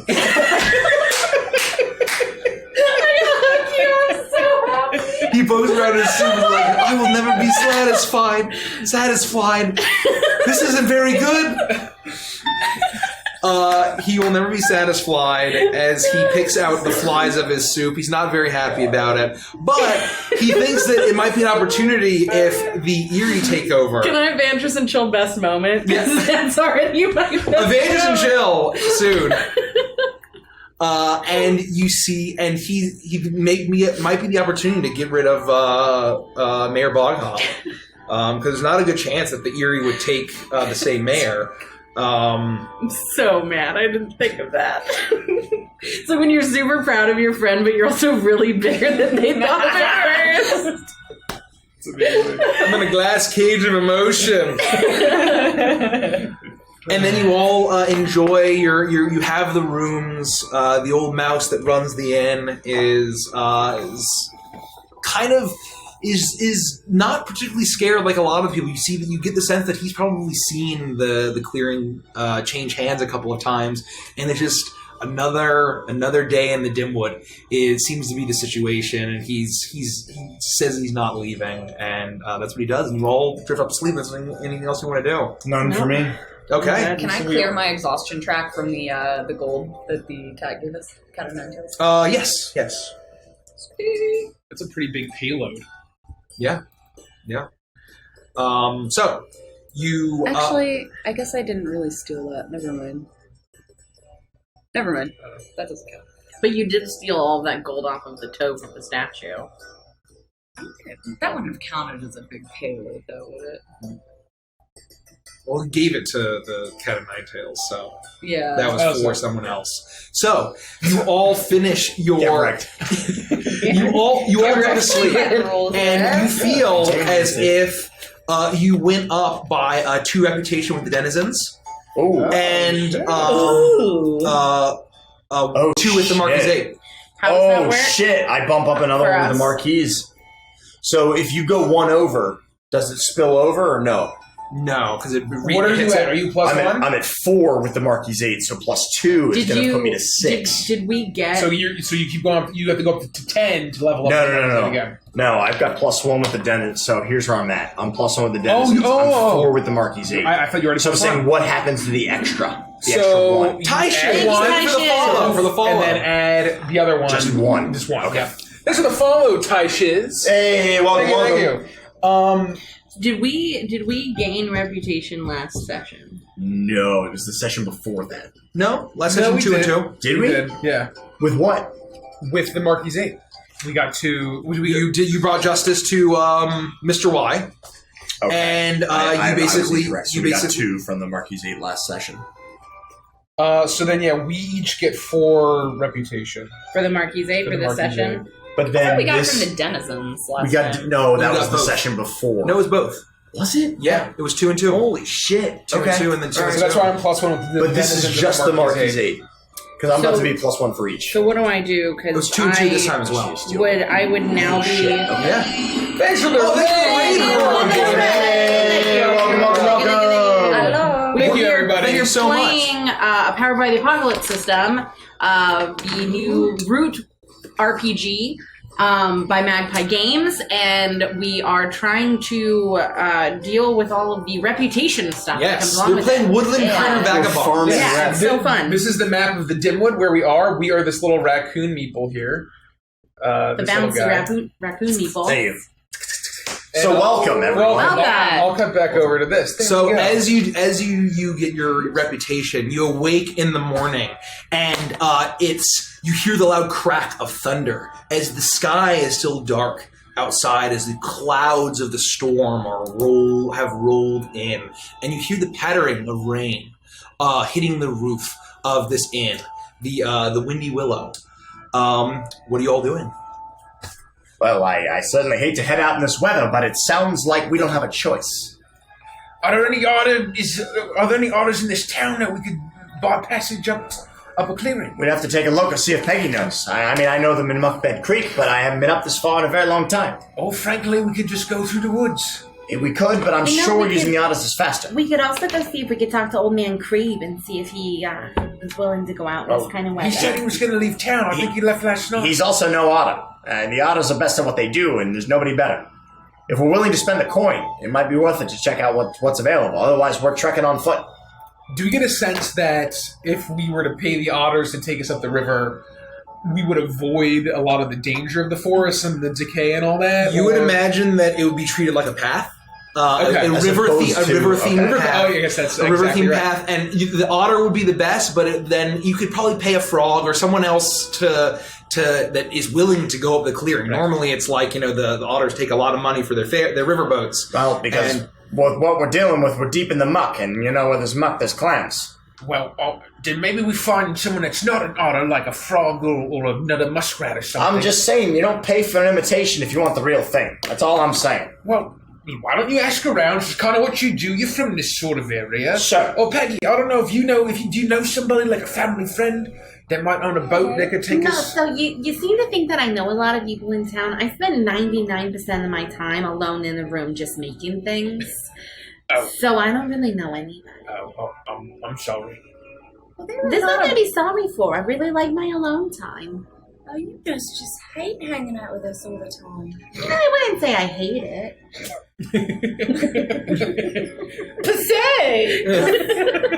I'm going to see if I can ask around and see what I can find. All right? All right. So there were a lot of boats that you said had been pulled up. Were they left with people? So, or any boats? Or a lot of the dock space, the slip space, has been devoted to barges for combat.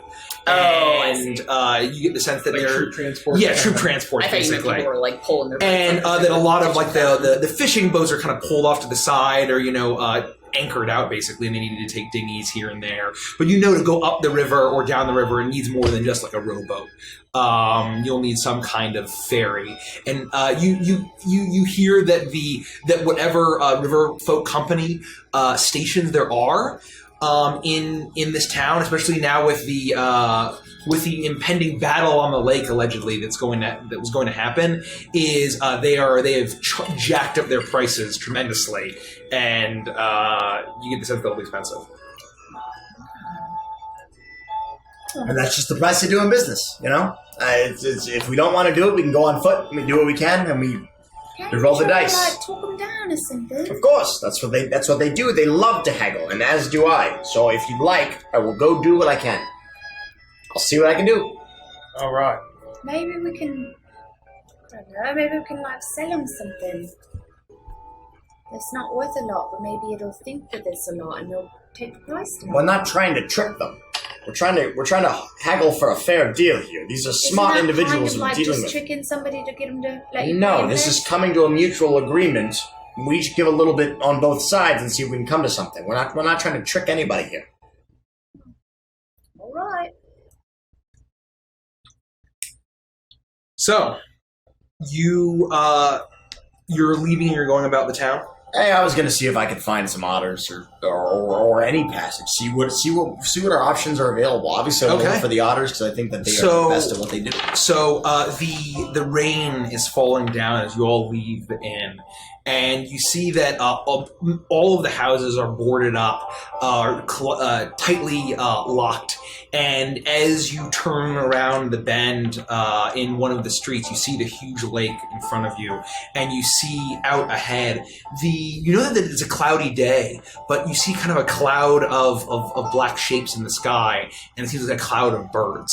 as it seemed to be far off, but heading. And you see on the lake, heading in the direction of the town, is a number of boats. And off on the lake, moving towards that direction, is a minor fleet of Marquisate controlled vessels as they seem to be heading out to engage. There's a number of birds flying as well. Some of the songbirds and not shorebirds, but like shorebirds of this lake area are flying along with them, and you see that there's a lot of archers and anti-air ballistae on these ships as they are heading out to battle. And you look around, and you find that the otters are charging an exorbitant amount of money to get people out. And there's only a handful of them. Most of their shops are closed, but there's one that's kind of off to the side that seems to be open. But you do actually manage to find that there is a frog that seemed to run like a freight business. These green spots, and he seems to be just kind of sitting, waiting on the boat. His arms are folded. And you see this little sign on a rope in sloppy handwriting. It says, "Get out of town, far away, cheap." Well, this is the sign we've been looking for all day. Excuse me, I apologize. My name's Booker. I don't mean to come upon you like this. Booker? Yeah, Booker. Yeah, with a K. You trying to get out of town, friend? We are. We understand that, with high demand comes high prices, but we're wondering what you're charging. Depends on where you're going. Met, please. Because I haven't memorized all 400 I think is the name. Well, we're trying to make it to Click-Clock Crossing at least, but we'd like to make it there first. If weather permits and you're still taking us, we're heading our way to Rybar, Falls. The falls. We're heading all the way to the falls if possible, but we'd be happy with at least getting to Click-Clock Crossing. That's a long way, but y'all folks seem like you are in need and could use a helping webbed hand. But I ain't charging as much as the otters are, but that's called being competitive in a competitive market. It ain't gonna be cheap. And he tells you the price, and it would be about combined 6 decay. Well, we need to mark additional decay and still make a roll, or would 6 decay set us at like even or +1 or whatever? That's a great question. How would that affect our path? I would say 6 decay would set just to get the passage up the river, because normally it's just either paths or forests. Right. So I would say that it would treat that is the price to basically use a river instead of a path or a forest to travel. And this is all homebrew. This is not in the system. I'm just allowing I love this. That. So then if we wanted to try to break even, we'd still have to spend extra. And so then you would do exhaustion. We have these exhaustion, which I am a little tight on. I'll say we just take passage and we see what happens. Well, at the very least, I can spare decay, and I can spare some exhaustion from a medicine to make it at least closer to even. I'm willing to do both. I've got 6 decay is an awful lot. I can't spare any more exhaustion. That's fine. I'm going to be maxed out once we finish this travel.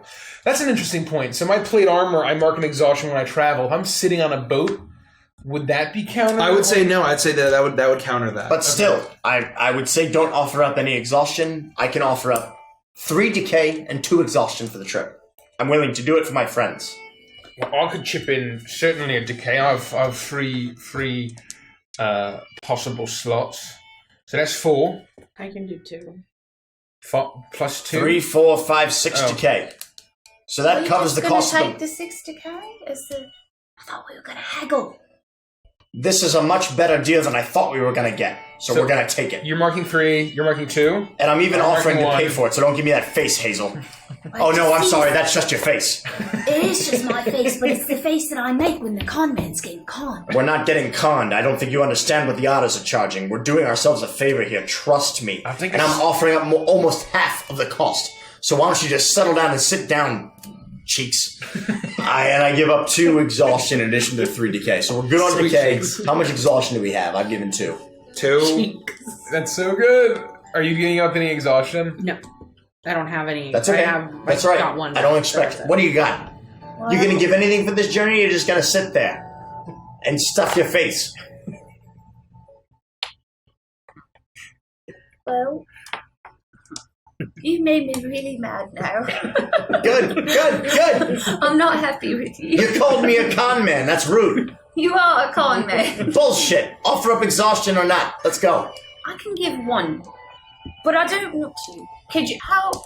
I could give a decay and one exhaustion if you give an extra exhaustion and not a decay. Done. I'm not gonna sit here and haggle.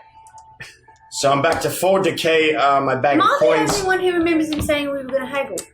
It doesn't matter. You don't understand what's coming. Do you see that? And I point to the absolute hellstorm that is behind us. We're getting out of town now. So we're covered on decay. How much exhaustion we had? 3? I gave 1. I pound my snake oils, whatever it's called, and I give an additional 2 You more don't exhaustion. have those. I do. I thought... What? we all do. We each have one. Yeah. I have 3. Oh, we passed them out. I drank mine. Whoa, so they're 3 whoa! left. Just because I wasn't sitting here doesn't mean you get to pass them No, we passed out. them out with the session we got them. We each had one. I took all of them. Did you? Yeah. Give Booker the potion! I had one too, but I thought we gave you extra. Am I crazy? I've offered up all the exhaustion I'm willing to offer. Yeah, I believe that you had passed it out, but I had all 4, but it's fine. We can do it that way. with that, who would like to make the roll? Not me. I'll do it. Are we at a plus 0, plus 1? Plus 0, right? Are we at we're at a plus 0. Why? Oh, okay. Sam fist. 3, 4. I believe you. You blame who? Him. Okay. Attitude. Yeah, I was about to reach across the Okay, table. good thing. So, We got a 4. with that, you push off, and you see behind you as these forces seem to be sailing off to engage, and you see them clash as there's a cloud of bird figures all in the sky, and you leave Wartwallow behind.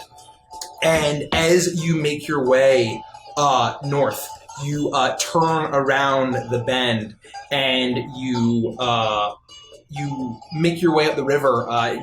You're probably traveling all day, and as night approaches, you see a light